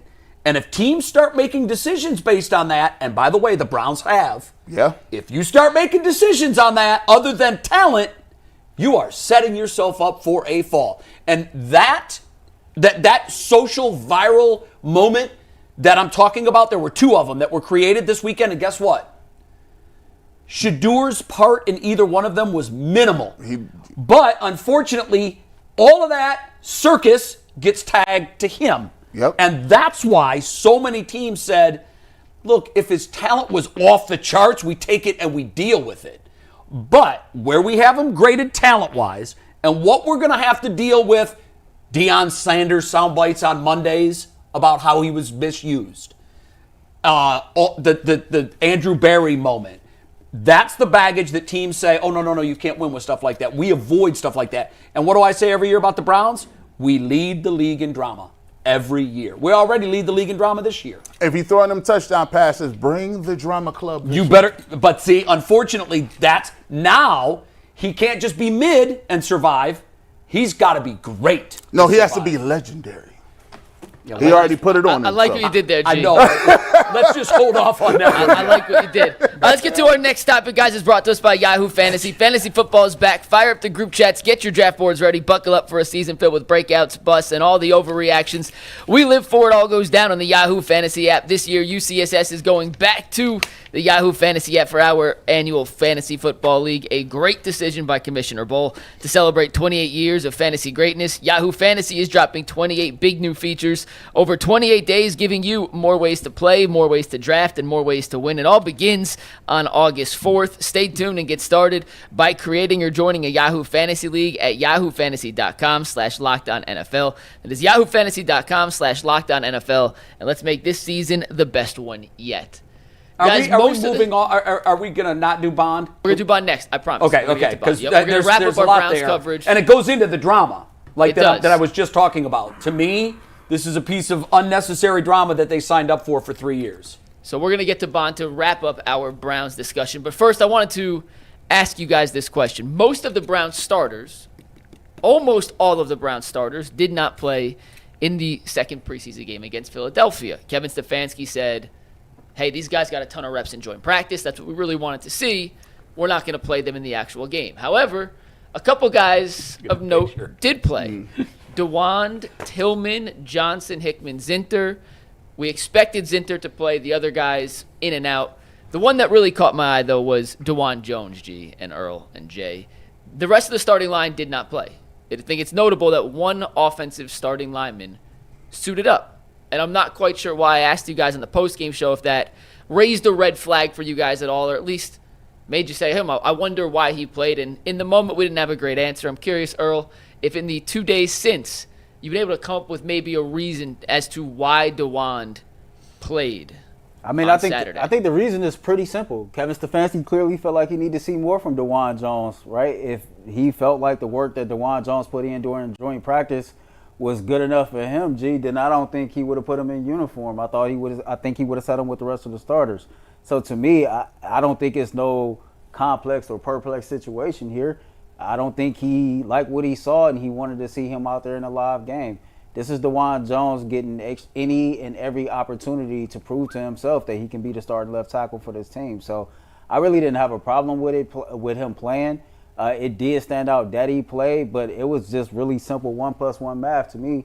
Kevin didn't like what he seen in joint practices and wanted to see more. Man, I could tell you, I go down and list on these ones. Listen, I went back and checked that out. I went back and watch. I'll go back and watch the film. First and foremost, there was some heat concerns in the Philadelphia joint practice week, and when I was out there, Kevin Stefanski at practice, he said, "Guys, get used to it. It's hot, but this is what you need to do in order to get where we need to go. You need to be in shape. You need to be able to put your body through stressful situations so that you can be able to sustain through the rest of the season." Dawand Jones has not made it through the first 2 seasons. Dawand Jones has lost a lot of weight, but they are pushing Dawand Jones. They are pushing him, saying, listen, if you don't get your work in during the week because of the heat or some of those things, we on you. I need to see it. So they put him out there. Deontay Johnson, he wanted to get a roster spot, right? He ran the wrong route. He didn't get his depth on that route. Deontay Johnson is fighting for a roster position. They should be out here taking this as, I'm going to give you an opportunity to prove yourself. This list right here is a prove it list. Cedric Tillman, you played. You caught a pass. Bro, you walking around Every time I hear your name, you injured. You seem like you. The thing that I get most upset about is I don't like dudes who be acting. Don't be sitting over there with Myles Garrett and Denzel Ward, Kiki and Ha like you a made man. You're not. You ain't putting no work. Number 19. You got to chill. You chill. Like, what are you doing? He shouldn't even be wearing number 19 to be I honest. agree with That's that. the wild. I don't get that, Earl. I'll never get that. To me, that's disrespectful from the Browns to Bernie Kosar that they wouldn't even hand that number What was the wide out. receiver that was wearing number 19 when Baker was balling in 18? We had got him from Tampa. Fast cat. Did He was Small wearing wear number number 19 too? But yeah, like every time I see a wide receiver coming here wearing 19, that's crazy. That's not a normal number. You go What was back. Greg Little? Was he 19? He was 15. 15, okay. Oh, Lord, Greg I Little. just don't. Greg Little. Listen, don't hand that number out. Like, come on. I just don't get that. Why? First of all, why is Bernie's name not in the ring of honor? That is crazy. Can we talk about that now? There was I thought it was. way off topic. I thought it thought we was. just But went left. My he did bad. an interview with Channel 8 on Friday, I believe, and broke news that he's on the list for a liver transplant. Yeah, prayers for Bernie. Guys, if you've seen Bernie, and we all know Bernie, Yeah, I have a yeah. personal relationship with Bernie. I love Bernie Kosar. I'm worried about Bernie. I'm very worried about Bernie. Bernie has looked unhealthy for a stretch now, and I am terrified of that. And the fact that this team doesn't have him, what are they going to do? Wait. Like, Why why would you do that? I don't understand And that. I've had conversations with Bernie about this, and Bernie says the right answer. He's like, well, the guys that are up there all did incredible things. Who? That's what you want to say. Well, in fact, all of the names that are up there deserve to be up there. Unfortunately, But there's a GS. glaring omission. Yeah. Come on, man. And why they've Come on, man. sat on their hands and not done it, Come and on, then man. hand out the number Come on, to a man. mid-wide receiver. I Like, gotta- I hold don't on. get that. That's and I'm sorry to take disrespect, us man. off. Come on, man. that's fine. Because I'm I saying just wanted to tell disrespectful, Bernie though. we're thinking about you. You Yeah, are prayers Bull up to fans, Bernie and you for know real. we love you. out of pocket, bro. Nobody else ain't getting in until they put Bernie in. I'm sorry, bro. Like, that's wild to me. Not like in. I didn't even know he wasn't in. I mean, I'm tripping. Let's get back to the list. The list right there is the people that need to prove themselves. Cedric Tillman, you've been injured since last year. Ronnie Hickman. We're waiting on another safety. They brought 17 safeties in. I don't even know their names. There's so many. We're waiting on them. And Zach Zenner, I had to go back and watch the film. That first sack that people they gave up on a 3-3 minute. Now watch this. You did say Philadelphia was running some things. It was a play where they were running a 3-3 3-man lineup up front, Right. and got beat bad. They brought a lineman up. They brought a rush in who looked like he was going to rush, but they brought another guy, a middle linebacker, and they rushed him. Now, they was protecting. He's supposed to protect and give a third eye and help a guy out because his tackle is locked into his first progression, which is first come, first serve. This guy is my immediate threat. I got him locked up. You don't need to turn your whole body to help him out. You give a quick third eye and you keep what's going on in front of you. He turns all the way over there. By the time he turns back, the guy is already past him. Man, Zach Zenner, I have not seen nothing. Zero from this man since he been here. Yeah. Now You're not alone. listen, this is the guys. Hey, show me something. Look, because guess what? They said this the dress rehearsal, right? Next week, the dress rehearsal. These dudes ain't gonna be playing like that, or they not gonna be getting that many minutes. This your opportunity to show me before we decide whether or not we're gonna keep you on the squad. Yeah, it's funny that you mentioned Ced Tillman because Kevin Stefanski yesterday in his media availability was asked specifically about, I know you said that Dawand was out there, but kind of wanted some clarification on it. And Kevin's answer was interesting. Sometimes if you listen to Kevin, it hits you a certain way, and then go back and read the transcript. Kevin is one of those guys that there's no wasted words. Everything is intentional, everything's meaningful. And I did. When I got the transcript this morning, I just was perusing it, and I read that answer specifically. And he specifically said about Dawand Jones, everything we do is intentional. So in other words, read into what we're doing because we're doing it for a reason. There's a reason so-and-so is getting reps with the ones. There's a reason so-and-so is not. There's a reason Dawand Jones is out there. There's a reason so-and-so is not. It's intentional. And what he said when talking about it was he also brought up Cedric Tillman as a guy. So to me, and these guys are in a unique category. These guys, Zach is what he is to me. I haven't seen it. It's not coming. I don't have any expectations. But for Said and for Dawand, these are different cats. They come with expectations. Yeah.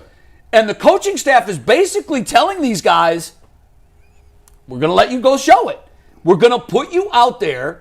And imagine the embarrassment when you see the lineup and you're like, oh, none of the starters are out there but me. That's a message to you. And they want to see you, because if you're a starter and you're out there with these 2s and 3s, you're supposed to be dominant. It's supposed to not be. It's no questions asked. You're right. Here's the other part about it. Jabari Thrash was balling. Yeah, he was. I loved it. Hey, Jamari Thrash looked like he want to be somebody. Yes. Yo, He does. He want to be somebody. You know what? I hope I'm not wrong on this. I think he is going to be somebody. Yo, I think They need him to be somebody. They need somebody to be somebody. We was talking about the Dillon Gabriel interception, and we was watching Deontay Johnson run that horrible ass route. Yeah. And me and Mike was laughing because we know what's going on with Cedric Tillman. Tillman was the one who ran the fly. He was Yes, probably he like, did. Hey, coach, I did my job. Yeah, I tried. I did my job, coach. But these are the guys that Kevin Stefanski and the coaching staff are looking at, saying, "Yeah, get your ass out there, because you haven't shown it yet, And it's the reason why. and we're giving you a chance to show it." And it's the reason why they went and got Isaiah Bond. That is the reason. Well, we want to have that conversation now? Yes, might as well. Let's it do is. it. All right, guys. Might as Before well. we get to a little Isaiah Bond chat, a quick reminder that today's show is sponsored by FanDuel, but August 26th is officially FanDuel Futures Day. It's a brand new holiday for football fans who live for bold predictions and preseason hunches for just 24 hours. FanDuel is giving you deals on NFL season predictions, so whether you're calling your MVP, eyeing a long shot division winner, or ready to crown your Super Bowl champ before week 1 even kicks off, this is your moment. Visit the FanDuel app today and start planning for your future bets now, because Futures Day is a one day only event. FanDuel, play your game when you want on America's #1 sportsbook. So on Friday, we discussed this at length, myself, Jason, and G. Although they hadn't officially signed him from the Browns hadn't announced it. Isaiah Bond did put out a whole tweet saying, thank you to Mr. We knew it was Haslam. coming. Thank you to Right. Andrew Berry. We assumed it was coming. We got the official confirmation this morning. He signed a 3-year, fully guaranteed contract with the Browns for about $3 million. He got $53,000 in terms of a signing bonus.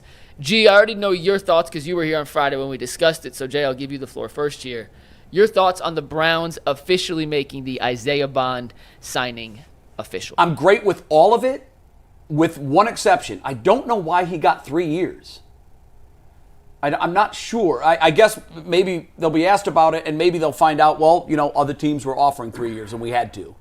But what you're saying is this guy's going to be a Cleveland Brown for 3 years, not just 2025, 2026, 2027. I love the kid as a talent. It's funny, we have him there in a Texas jersey. I just thought he was okay at Texas. And I think that's a product of the quarterback. I thought their quarterback was wildly overrated.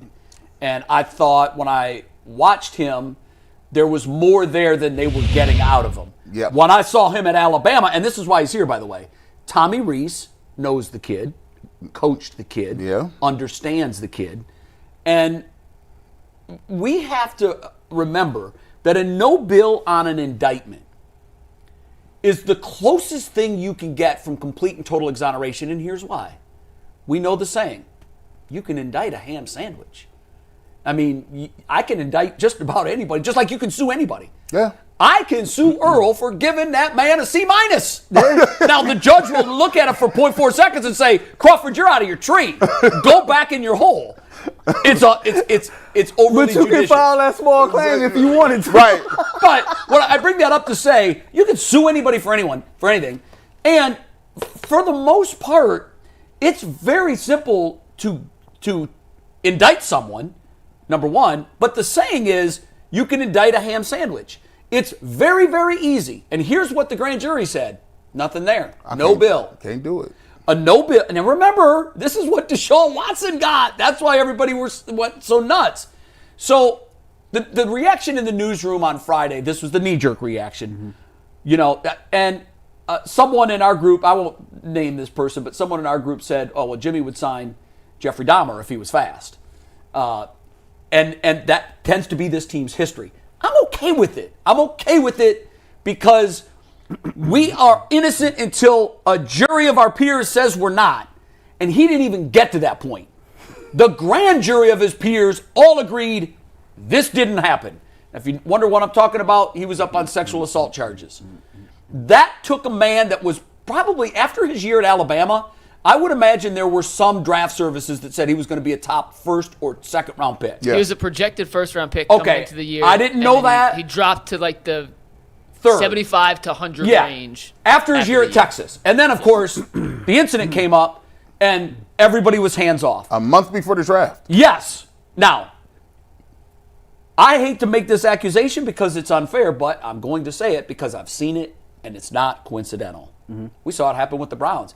I've been saying for 2-3 months, Quinshon Judkins' attorneys and agents are working with this young lady's attorneys to come to an agreement.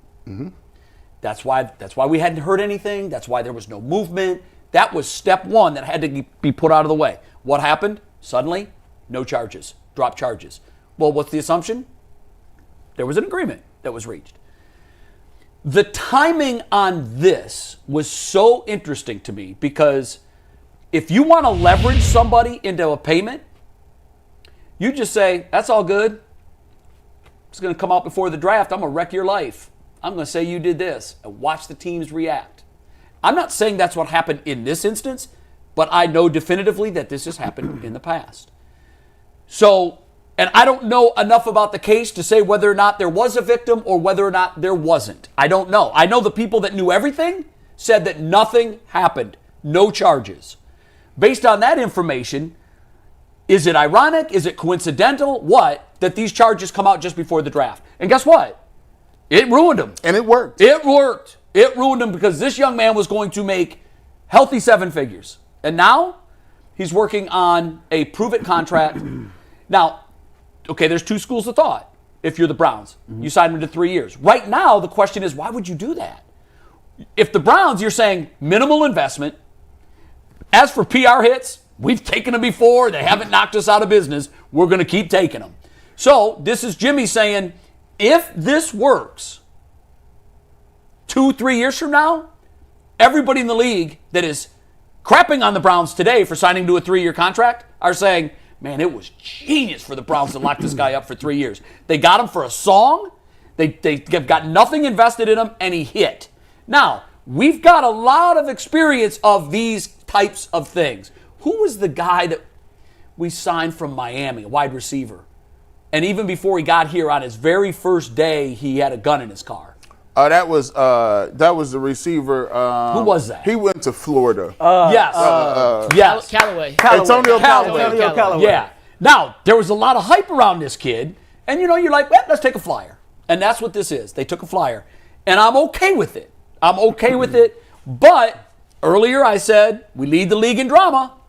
We just brought another storyline into the mix. We got crazy storylines. We've got them all, man. We had Mike Hall last year. We got storylines. We got Judkins this year. We've got the Shador circus. We've got this. It's like when you're trying to build a winning culture, the last thing you want are outside influences shaking your pot. And we got them. And God bless them, man. We embrace them. And maybe we're stronger for it on the other side. If we can get through all of these issues and win, it works. But if you unravel and you're 3-14, it's easy to point back at the end of the year, and this would be one of the pieces of evidence that you would throw in there and say, you guys, these paper cuts, death by a million paper cuts, they're all self-inflicted.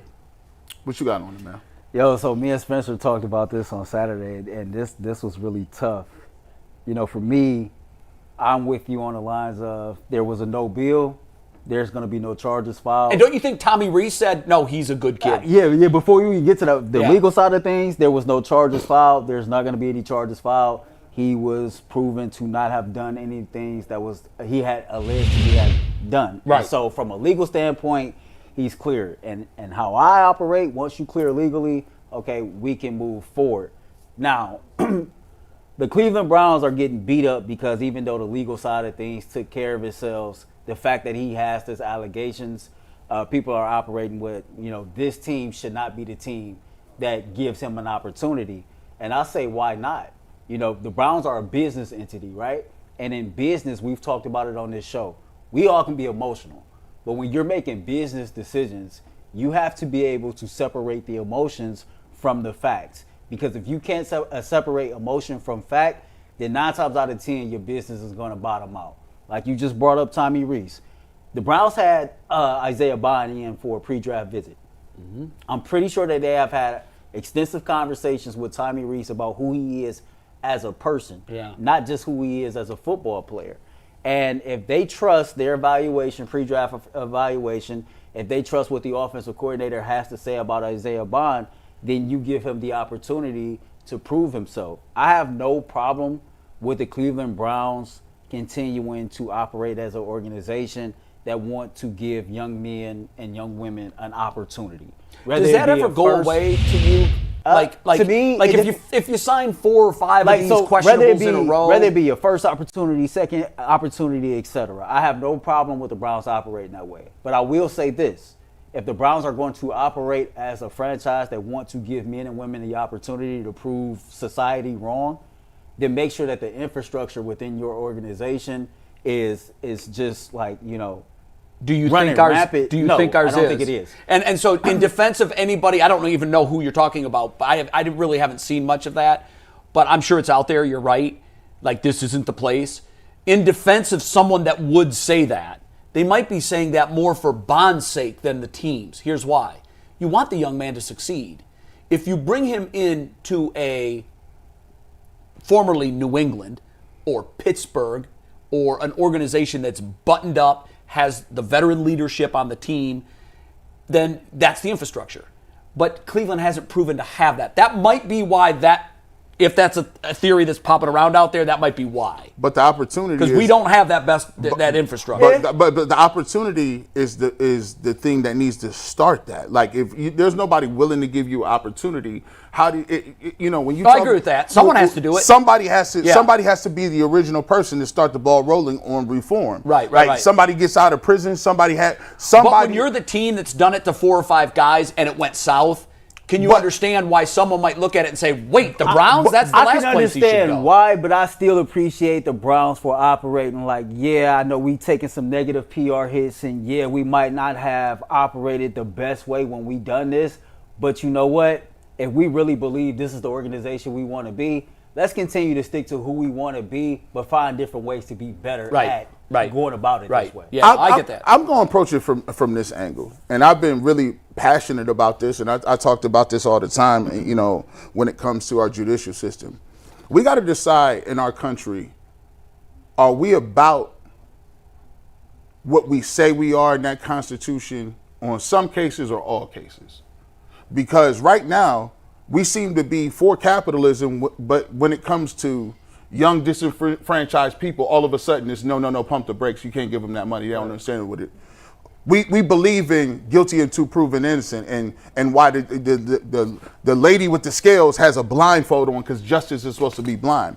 We believe this is a land of opportunity where people get second chances to prove things, right? We believe, that we have a morality in this country to look out for our fellow mankind.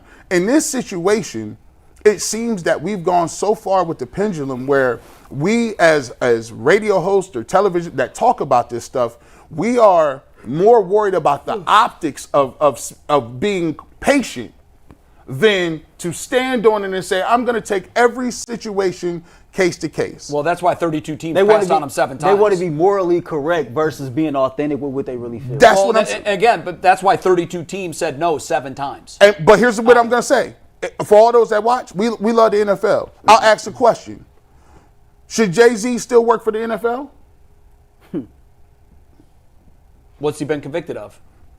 He was accused of assaulting accused. There's the difference. And you know what the difference? You know what the difference is? Jay-Z, that lawsuit was thrown out, right?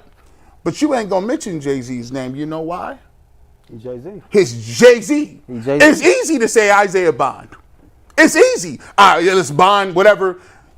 But Jay-Z is the in the game, the NFL. He is in the syndicate. What are you talking? That's what the league does. I look at Punt God. This guy was so good, he had God attached to his position. But those are and then we decided as a league, Oh, no, we can't have that. But this is what I'm saying. We talk about selective morality. I just want to You're say that. selecting. You can pound the table and smack your hand and say, why are the Browns doing this? But you don't have no problem and will not utter Jay-Z's name because you know he's above your pay grade and you know the NFL has said, hands off, don't talk about it. And allegations are just allegations. You won't mention that. But it's easy for you to say a dude that don't have a signing bonus and ain't signed for nothing. Sure. If you going to keep it a buck. Or a punter. Or a punter. Who doesn't keep move it a the buck. needle. Oh, and by the way, as loud as we are, and I keep bringing it up, it was about Trevor Bauer, and as loud as we are when we started that, go back and check and give me an update on Trevor Bauer because now the person who lied on him is a convicted felon and is going to jail to be waiting to be sentenced. And had a couple $100,000 judgment against her to Trevor Bauer. Now, how much? What kind of headlines did that garner? So that energy level that you had where everybody was grandstanding and running around peacocking, talking about how great of a moral person I am, you have a moral obligation to then go back and correct the statement, don't you? You have to say, I said this about Trevor Bauer. And you know what? That woman ruined his opportunity to play baseball. And if you ask people now today in baseball circles, they still operate with disgust when you hear his name. But there are people, when you bring his name up, I've asked this question for the last 4 years. Any chance Cleveland would bring him back? Here's what I get. Oh my God! That's absolutely being stubborn, not. Though. That's crazy to me. That's being stubborn. That's being emotional. You emotionally planting your flag, even though you got new information that you're not going to change. Right now, when Trevor Bauer's case, there was also an on-the-field incident where he threw a baseball over the fence. But if they were citing that, I would take it. And people in this organization looked down on that, and that's when they cut bait with him. Okay. They didn't cut bait with him because of the allegations. They cut bait with him because he cut his finger playing with the drone at the most inopportune time in maybe in team history, and he took a baseball, and Tito Francona didn't play that, and they were all like, okay, you're traded the next day. We got that. Now, what's Let's happened to talk him some since guards then then, is Jay. not fair. Wait, never mind. Go ahead. We have more on this, but go ahead, Mike. Oh, if we don't do, we got like 5,000 super chats today. I know, but the conversation was just going. But go ahead. You get your last thought. We'll save guards for 1 second. Go ahead. I lost it. Go ahead. I'll wrap it up this way. I think Isaiah Bond is a young man that deserves a chance. The legal system said he has done nothing wrong here. History will tell whether this goes down as a Callaway and some of the other ones that went sideways. His play will keep him on the field. And one thing will decide it. If this kid comes in here and balls out, and here's why I think there's a better chance that he does than doesn't. Mm-hmm. Do you think that Tommy Rees, the man that knows him better than anybody in this organization, Tommy Rees has been, I'm guessing, counseling this young man for the last 6 months. Since then. And I'm sure that there were conversations where Tommy said, look, keep your nose clean, get this indictment thrown out, and I love you, and I want to bring you here. So when trust me, Cleveland wasn't the only team that was willing to offer something. Mm-hmm. I think it's interesting to me that the kid chose Cleveland. Because was probably on first. The relationship that he has with Tommy Rees. And you don't think that Tommy Rees has had this conversation with this young man? Now you're playing with my name on the back of your jersey. When I look at you running around out here, I don't see Bond. I see Rees. You better play like you're playing with someone else's name, because right now he is. Tommy Rees went to the mat for this kid. Mm-hmm. And Kevin Stefanski listened, and Jimmy Haslam listened, and Andrew Berry listened. He better stay in step. And by the way, you say what you want about Andrew Berry, I give him credit. Easiest thing in the world would have been like, oh, nope, hell no. Pass. I just got done with Judkins. I've been losing sleep over that. I'm getting killed for that already. And they put Watson on me too. So, but you know what? Who needs a receiver more than anyone? The Cleveland Browns. Makes sense. Yeah. I mean, it is a risk. You're right. Especially when your overall number one draft, or when two of your top draft picks over the last couple of years got in trouble before they ever put their foot on a field. You just filed for bankruptcy. You get out of it in 5 years, and all of a sudden you're like, hey, let's go and get that next $2 million. I need that Jag. But whoa. Yeah. Your wife is like, no. Slow down on that. We using checking. But he's not afraid to go back to the stove. He keeps going back. Hopefully it works out for him. I hope so. We need it to work out for him. All right, guys, we got 10 minutes on the guards before we get into our lengthy list of super chats today. That's cool. Our guards talk brought to us by BetterHelp. These days it feels like there's advice for everything: cold plunges, gratitude journals, screen detoxes. But now, how do you know it actually works? With so much information online about mental health and wellness, it can be overwhelming to figure out what's true and what will actually help. That's where talking to a licensed therapist through BetterHelp can make all the difference. You get real personalized guidance instead of just guessing based on something you saw on social media. Talk it out with BetterHelp. Our listeners get 10% off their first month at BetterHelp.com/LockedOn. That is BetterHelp, HELP.com/LockedOn. Guards got swept by the Braves at home this weekend. They have now fallen back to 8.5 games behind Detroit in the AL Central, 3.5 games behind the Seattle Mariners or the Yankees, so I forget who's in first place in the wild card. Behind the Yankees, 3.5. Not a good offensive series for the Guardians. But Earl, are they still in the thick of a playoff race here, or did this sweep essentially destroy their playoff hopes? Isn't this like the first series that the Guardians then lost in what? I don't know how long. I think they won 10 straight series. In a while. Yeah, so like I don't think one series lost to Atlanta Braves automatically kind of eliminate us from playoff contention. We 3 games back at a wild card now, trying to catch Detroit for the division. That might be a wash, but you still got. It's August 18th. You still got the rest of this month and all of September to go out there and play baseball. I think still reaching a wild card is very likely. I don't think a sweep to Atlanta Braves, knowing we done won 10 straight series prior to this, is the end-all, be-all. 3.5 back, like baseball is a funny sport. Other teams is going to go on streaks. It's going to be a roller coaster ride for the rest of the season. This sweep this weekend changes nothing. I still think we all there. You know, it hurts because we talk about the margin for error.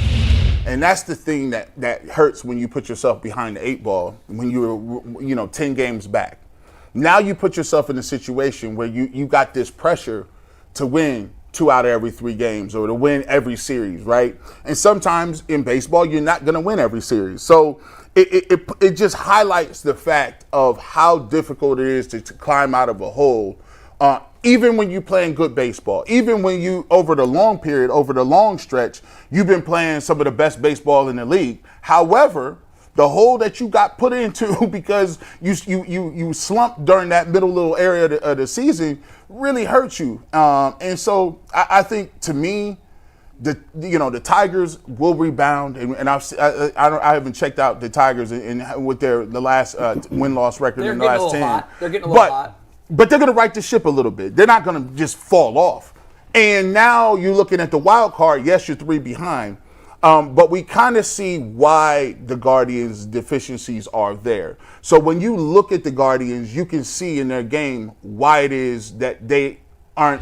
If you ask most people, they're a long shot to win a title because they do have deficiencies in their lineup. They have deficiencies the way the lineup is built, and they need to have stellar pitching each and every outing to even give themselves an opportunity to do that. So, no, is it over? But it just shows you the margin of error that they have if they want to win a division, which is, I think, is still slim to none. But the wild card is still in the air. But they don't have much room for error, man. Yeah, these questions to me are always funny because it's asking for a definitive yes or no, and obviously there's not a right answer. They are dead when they're officially dead. Yeah. When the gap between them and the team they're chasing is bigger than the games remaining. Magic number. And right. so the true answer here is no. But I always say this. Okay, you're going to place a bet today. And here's my bet. They're not winning the division, and they're not getting a wild card. And I know you said we'd won 10 straight series. We're playing great ball against really bad teams. Atlanta's not a great team. But here's what happens when you get swept. Great teams don't get swept. Here's what happens when you get swept. The last 3 series that they won, 2-1, they now lost 1-2 with 3 straight losses. You wipe out 9 days of great baseball with 3 days of bad. It's like a batting average. It's like a GP. Remember your grade point average? You'd be humming along, man, and you get that one bad grade, and you're like, what? Then you try to work it back up. It takes forever. You can dig a hole in a minute. Yeah. It takes a year to get out of it. Mr. Galgozi, 10th grade biology. There you go. You still remember his name because it left such a mark, and you're like, I can't overcome this. And especially if you're in college, Jay, and the only test you got is a midterm, and a final. There's no in a paper. You failed. How am I going to make this up? Jay is wrong. You don't get extra credit for attendance. No, that's just. It wasn't the mark that it left. It was the mark my mama left. It wasn't the mark that it left. Yeah, I had no problem with. I've had those too. So I say all that to say this. I do think that they're not a playoff team. And when there's a playoff team, when their star goes dark, can still win. And what was impressive about their last road series was Quan and Ramirez were absent. And they had all these guys step up. Coming into yesterday, Stephen Quan had half of the team's hits in the Atlanta series. He had half of their hits Friday, and he had half of their hits. He had all their hits Saturday. What am I saying? He literally had the only 2 hits the Guardians had Saturday. They were no hit otherwise. And you just can't have a team without a deep lineup make the playoffs when your star is absent. And I don't know what's going on with Jose Ramirez. He's swinging at pitches. He's pressing. And that is playoff Jose. We've seen that in the past with him in the playoffs, and that's why he hasn't performed in the playoffs. Well, I think he's 0 for his last 11, and they intentionally walked him. How about that for respect? When the game was close late, it was 5-4, we had the bases loaded. They intentionally, they had second, third. They intentionally loaded him to walk the bases, and he was 0 for 11 in the series. That's respect. It's respect because they know one swing is all that man takes, and now you got a 2-run lead. But in that game, Martinez made some critical errors. They had a ball drop in the middle of the infield. That's wild. It just dropped. That's. You got pitch looking at it, you got first base looking at it, and any of them could have caught it. You was losing your damn mind. Well, at that point, I go, no. This team, a high school baseball good coach, teams don't do that. they Logan Allen would've could have caught it, but pitchers never take it. No. Martinez could have and should have had it, but he lost it in the sun, so he bailed. And then at the last second, Manzo saw that Martinez didn't see it, and it dropped. Like communication issues. I can't see it. You're done. You're done. I got it. You're done. No, I got it. And I don't even see it. Hits the ground. That scored their first run. Second run, Logan Allen tries to pick off a guy on second base. Ball goes into center field. I hate that. Then on the next hitter, Martinez, ground ball to him, out of the inning. That's how I felt. That's how you. Out of the inning, baby. Martinez fields the ball and throws it wide. And so now you've got 2 errors in the inning. All the runs are unearned. And even though they still had a 4-3 lead, I turned it off and said, L, it's over. Let me ask you this question, because this is like from a person who watches baseball intently, right? Yeah, and I do. How does it feel when you watch like the team, but you know they don't have the horses? It's hard, bro. Well, how does it feel with the Browns? Yeah. We've been doing that for 30 years.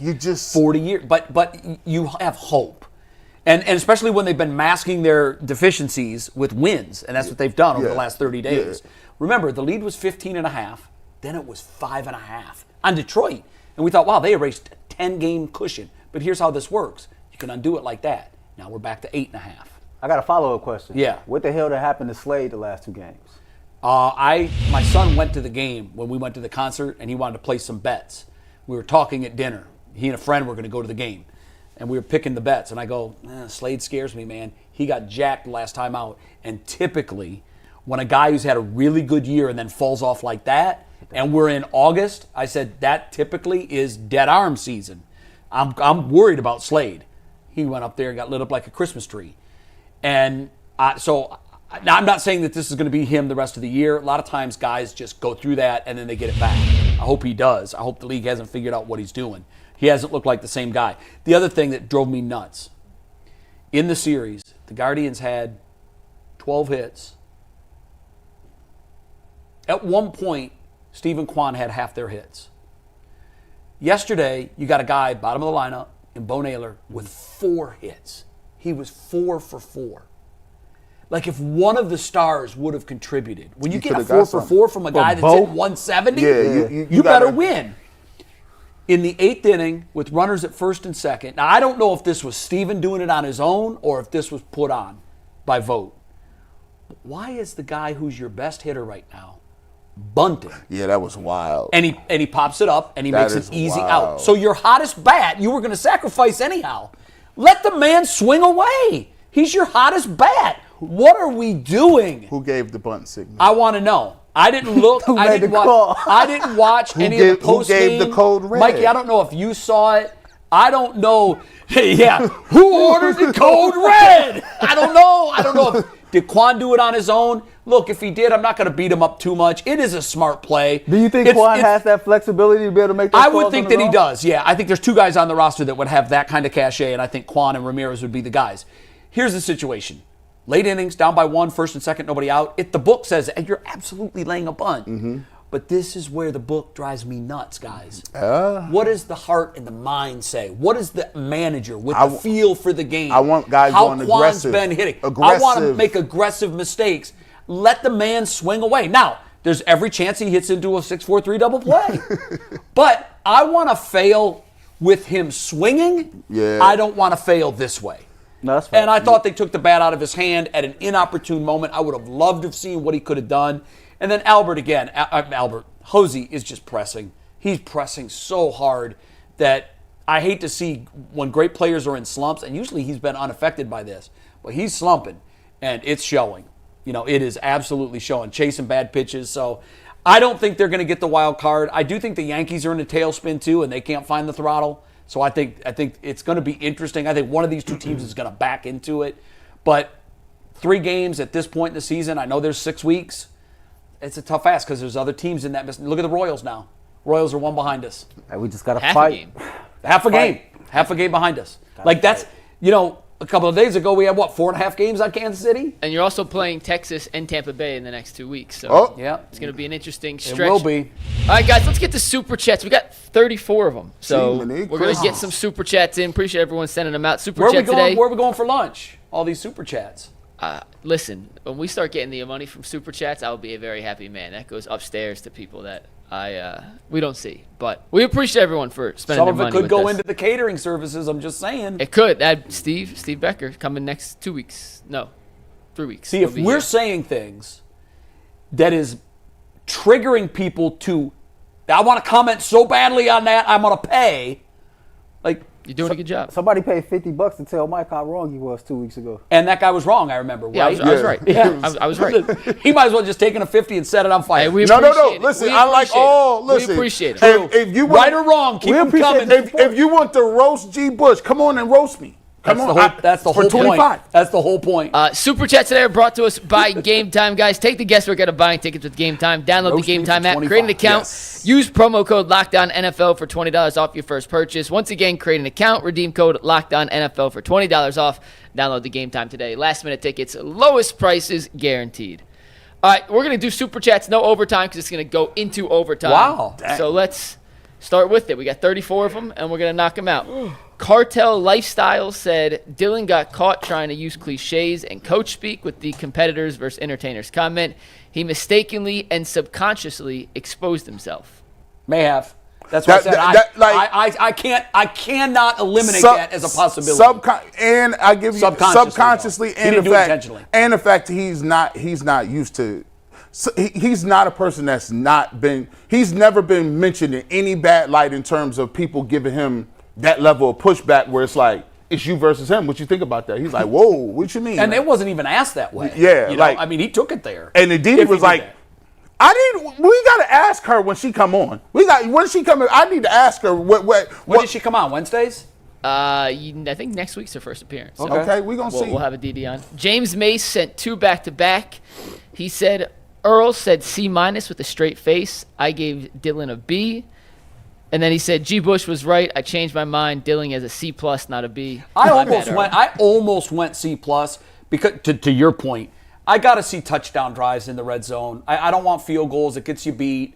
I know that I hated the play calling on the first time in the red zone, but he had opportunities to throw touchdown passes, and that's why I almost went C+. But in the end, I'm like, you complete 72% of your passes, and that interception never should have happened, but it did, and I got to ding him for it. Let me tell you this. By the way, I thought it was telling. The Eagles brought Kyle McCord in, and they let him throw the ball in the goal line, they did they did. not? Yeah. And I said, if we talk about scripting and all that good stuff, I want to see you put it in the air. Now, I want to give you opportunity. The thing was, last week I killed him for not running it. Yeah, I'm like, who's our running back? I want to Yeah. see our running back. But- so you can't have it both But ways. I'm not gonna But knock let the young Dillon. man throw the football his first time in the red zone. Let me see what he can do. And to be fair, I'm not going to knock him. It's a touchdown drive. He led that drive. I ain't taking enough away from him. I wanted to see him in the third quarter. Because I did too. I wanted to see him end on a high note. You know what I mean? I just wanted to see more of him. Right. So Tyler Huntley going to make this team? No. Then why the hell is he taking reps in the the only second thing, half? I Hamstring, said this in maybe. the post-game show, it had to be Maybe. just be Yeah. Kevin talked about it, said it's not 100%. Yeah. You know what? I just got to see these kids as much as I. And how bad is the oblique, by the way? We'll find out. We're gonna see. Think about that. We'll find out. I needed to see him. Stefanski's talking today at 1:30, so All we'll right. find out. Z-Corp Alpha says Sanders will be traded to another team as a backup by Thanksgiving. Browns never wanted him. You wait and see if I'm right. The NFL is a business. Cleveland is not making smart decisions. He also said Dollar General is jealous. Okay, quickly on that. The reason that most of the three that I asked thought that Shedeur would be not on the roster, they don't think he's going to be released. They do think they can get something for him. 5th-round pick, 6th-round pick, whatever. And I agree with the little thing that was in that statement. I don't think this team wanted him here in the first place. I rebuke you. I don't think Kevin Stefanski wanted him here. I don't think Andrew Berry wanted him You here. are a lie. I think the owner wanted him here. Under no circumstances am I trading a person who I believe on skill set he can be a franchise But do quarterback. they believe that? It's not what you believe. It's what they believe. Andrew Berry and if said- they believe that, they would have taken him farther up the draft. Andrew Berry said, "Hey man, listen, hey man, I'm impressed. I like that, man. Good, yeah. Okay. Well, what's he going to say? You stunk it up. Hey, I'm not listen, impressed. I like that. He said the right thing, but the little nugget in there about that they never wanted him in the first place, that's why the three I asked, they all mentioned that. They said, look, if all things are equal, they've already picked Gabriel once over Sanders, and if they have to do it again, they haven't seen enough to make the gap between the two of them so great that it's changed their mind. I think we need more of both guys. I hope one plays the first half and one plays the second half in the final. My wife never preseason wanted game. me to start with, but it worked out fine for me. Next What'd you say, super your chat. wife what? She never wanted me to start with, but it worked out fine for me. Next super were you chat. down? Mr. Jolly says Shedeur has the aura to be a star, not a journeyman. I agree with that. Sean Philpott says, let's keep it 100. End of a game and we need a 2-minute drive to win. Based on what we've seen, which rookie would you put in there if that's the only two options available? I don't know. Shedeur Sanders. Shedeur Sanders. Yeah, I don't know. Darrell Hunter says, I'd like to see them in both of them in that situation. Darrell Hunter says DG gave up 10 points off turnovers. What if that was Shedeur? No, he's dinged for that. Hell, they didn't give up a touchdown, the Browns defense. Yeah. All the points came from. We'll talk about their defense from tomorrow. We turnovers. lost track of time on that Yeah, I today, but know. the defense was awesome this Yeah, week. they was. Next one, the Joker says, Jay, you need new sources if you think Kenny Pickett is a good, serviceable quarterback. I don't think he's a good serviceable quarterback. He did say that. No, We've been on the same. I said the Browns clearly think he's a good serviceable quarterback. They brought him in because Aditi was telling us how they think he could be the starter and they think he can be a very good quarterback in this league. And the piece of evidence that they lean on is he's thrown 12 touchdowns and 10 interceptions. If that's all you've got is 2 years of experience in my mind. That's crazy. That's not winning. Now he took him to the playoffs, and what happened? Boat raced. I got a question. Done. If he was that nice, I saw DTR play yesterday, and DTR looked like he needed to play in the UFL. Bye for DTR. It's like The gig is up. no. You know what? What was odd about that was he's always played so great in the preseason. Man. That looked like regular season DTR. So if you're now getting regular season DTR in the preseason, bye. I'm The sorry. next dog. two super chats are very similar in the context of what they're saying. The first is from Dragon the Abandoner. The second from Sean Philpott, but He's a same regular. message here. Yes. Dragon the Abandoner. Good. Greatest fan. season of all time. He says, Dillon got the touchdown drive off a classic Kevin opening script and nothing after. We've seen that from every Browns quarterback under Stefanski. Shedeur made off-script and red zone plays, things that we don't usually see Browns quarterbacks Shedeur do. Sanders didn't score on his opening drive. That's what he's saying. Shedeur made more off-script afterwards. He said No, Dillon I know, scored. but he's saying Dillon scored on his opening drive, but that doesn't count because that's Kevin Stefanski and they always score on their opening drive. Shedeur didn't. Well, Sean- opening. So he's well, you- contradicting himself. But you do in terms of scripts, they usually script a certain amount of plays, and if you, I know, but yeah. the reason I bring that up, look, I don't put anything into that, but the reason I bring it up is if your argument is he scored on the opening drive and nothing else, and all of the quarterbacks score on Stefanski's opening drive, and your guy is Shedeur and he didn't score on his opening drive, then why didn't Shedeur score on the opening drive when everybody, including Dillon, does? I don't go that way. I go, listen, he still had to make the throws. Yes, he did. Still had to make. I just think this fan contradicted himself. Yeah, you have to still make the throws. Sean Philpott says, know why the grade is low on Dillon. Score on the first drive, don't look that good on the rest. That looks a lot like last season. As fans, we are tired of that. I don't know how many drives he had. What do you have, 5, 6? 6 maybe, because 2 of them ended in turnovers. Something like that, 5, The 6, other 2 ended in field goals, right? He got him down there to get a field goal at the end of the and a half. Did he have 2 field goal drives or no, just 1? No, he had 2 field goal drives. Yeah. They have 13 points. It was 13, 9 and a half. Yeah. Yeah, I mean, look, if you give me, we're the Cleveland Browns. Beggars can't be choosers. If you give me 3 scoring drives in a half, I take that. Our defense should be able to win that way because that's 6 scoring drives for the game. If he would have just had 1 turnover, then it evens out. You know, I have to say, I watched a game recap. I didn't see Joe Flacco officially named the Week 1 starter. No surprise at all. Dun, dun, dun, dun. I don't even think there was any drama in that. Did McNuggets, did he say if Joe's playing this week? Just Schefter tweeted it out that Flacco's the starter. Stefanski talks in half an hour. So. Okay. Yesterday in his comments, Kevin, just reading between the lines, Kevin knew who it was going to be. Yeah. Said, we've got all week. I don't have to say anything about it. But he said he wanted to talk to his team first, and clearly he has. Someone told the reporter, and the reporter tweeted it out. All right, we still have 20 left, so let's work on getting through these guys. Damn. Miss Bell 70 said they moved the goalpost for DG. Equal ? Stop it. Mr. Jolly says an owner won't cut a player who brings team value, marketing, viewership, merchandise matters, and if all 3 quarterbacks are equal, then money talks. All right, if we're making decisions on marketing dollars, we're done. We've been down that road with Johnny Manziel. How'd that end? Not great. It's got to be about talent. It can't be about. And I don't think that Jimmy Haslam is that crazy. Triz says it's 513 over 216 every day.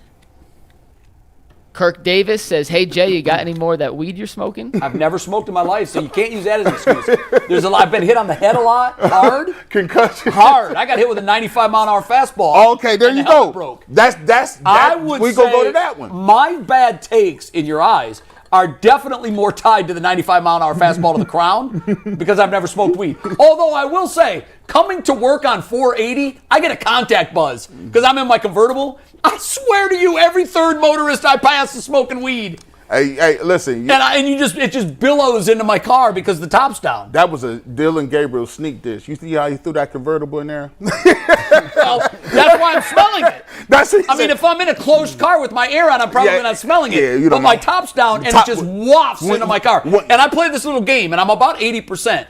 Oh, this dude up here is smoking weed. I go by him, and I get even with him. Cabin filled with smoke. I'm like, yep, I got Drop that one number right. 2. You see how he was maneuvering? You got Pirelli tires on that boy. Bro, I kicked that little auto turbo. Hey, I'm buying an electric vehicle. And I never thought I would. Let me tell you something. My TT is the fastest car I've ever owned. It's the fastest car I've ever driven. And I've driven some Porsches. This car, it's got a space shuttle in a little go-kart. That's what my TT is. I test drove this electric vehicle, all electric, last week. 0 to 60 is stupid. My God, I'm going to have to set aside a fund for my parking tickets. I was going 60, and I wanted to see, okay, I know off a red light, no one's catching you, okay? But what I was deciding was, okay, let's see what it has when you're already running. So I'm on 480, and I'm going regular speed, but the left lane's wide open. So I'm like, okay, let me go. So I go to the left lane, and I'm going the same speed as the car next to me.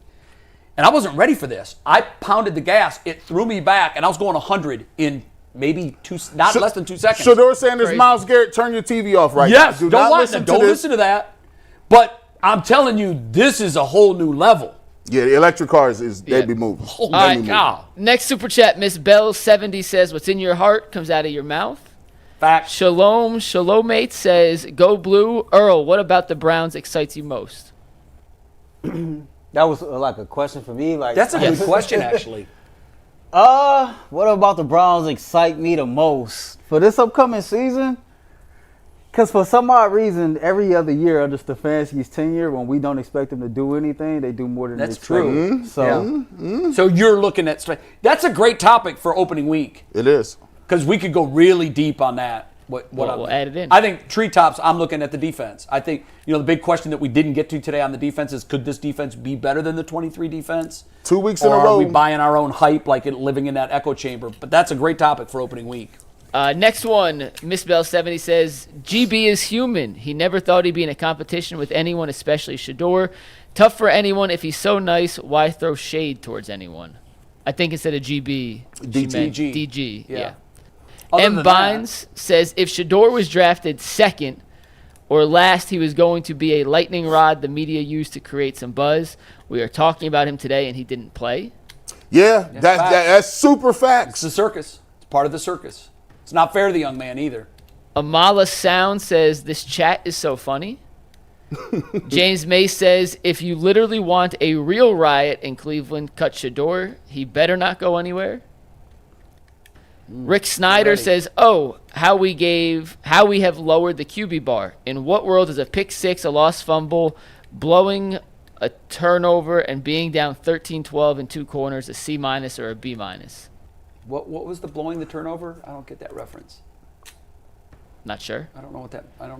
No, so what they were here's trying to say. but here's the thing. You gotta how you grade it, you can grade it at a high level or a micro level. So what we have to do is grade it at a micro level. We have to give him credit for some of the things that he did well. You gotta you gotta ding him for things he did But bad. all and throws give you aren't created equal. Right. So a pick six is it dings you more than a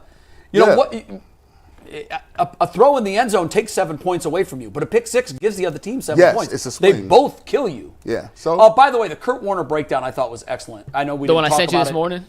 Yes. Yeah, I saw that.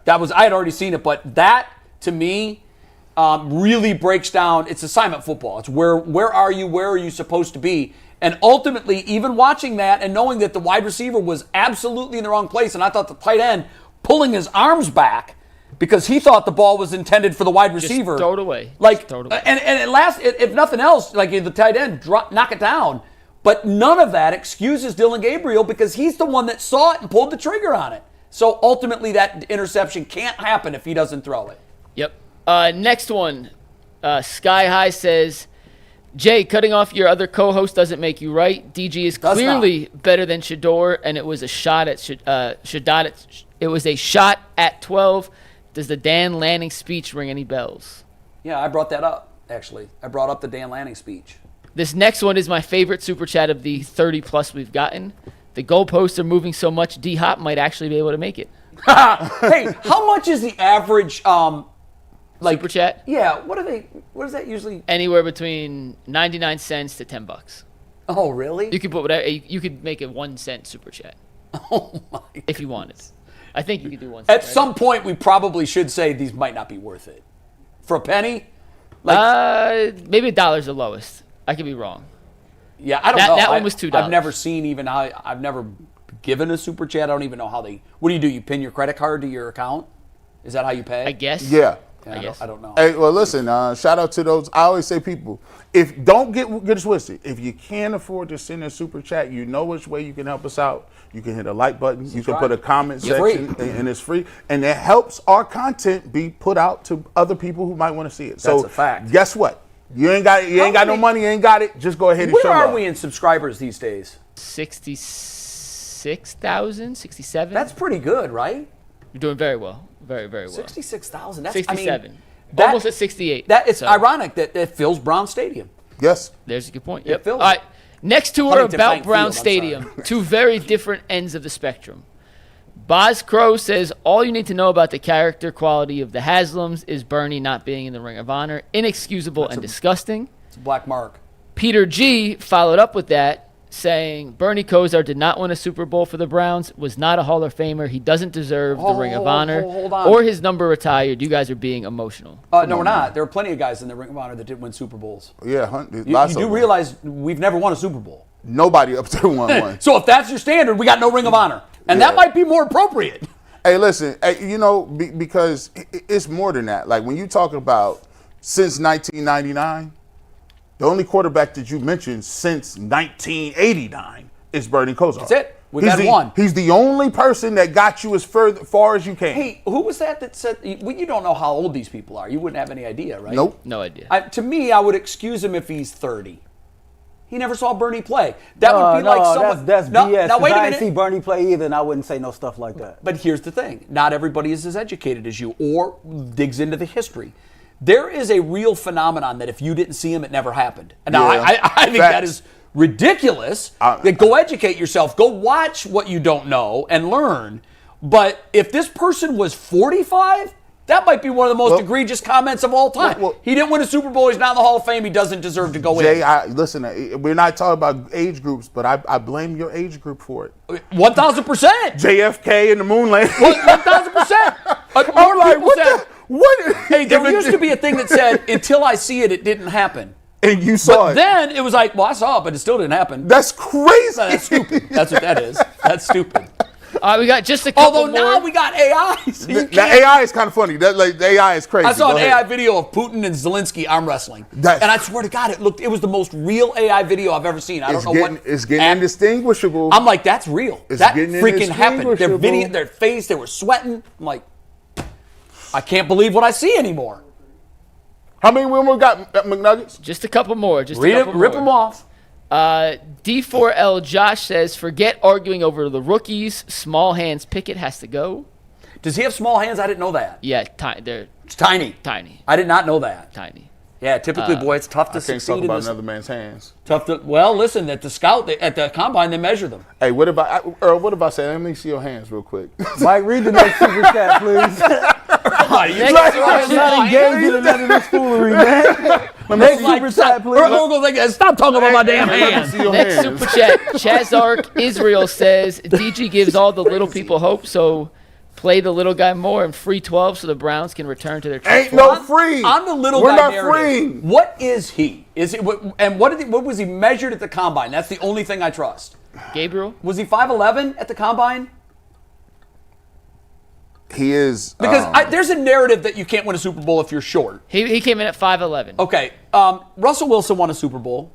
But it Drew just, Brees won a Super Bowl. It just seemed like when I watched him, it just seemed stark. I was like, well, listen, honestly, when it I does saw to me it, too. I said it does to me too. But we heard that narrative when Baker came in. Baker was another one. Small hands, short. Baker is a giant. Baker is a monster. Well, I think Baker's 6'1". Here's the thing. The first time this comparison was made, I didn't buy it. But after seeing him play a little bit more, I do buy it. He kind of reminds me, he's like a left-handed Brian Sipe. He's the same size. His movements are similar. To me, he looks like he has a stronger arm than Flutie.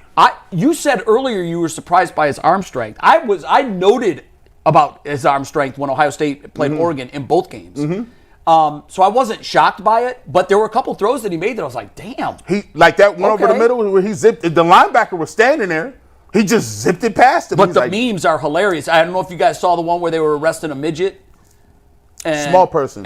Small person. I'm sorry. They were arresting a small person, and the comment on there was, well, I clicked on it because I'm like, what is this real? It said DG getting arrested or something like that. Yeah, that was wild. And I'm like, wait a minute. That was I clicked wild. on it, and there it was. It carried a small person off with handcuffs, and I'm like, oh, you guys are. It was wild. It was wild because usually I don't go for it. I don't either, but I fell for that.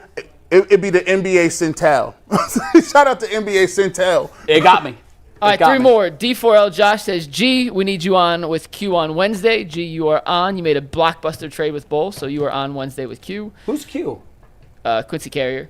Dragon the Abandoner says, at What's least up, we've been saved from Pickett starting. And then Peter G followed up on his Bernie shouldn't be in the Ring of Honor comment saying he wasn't special.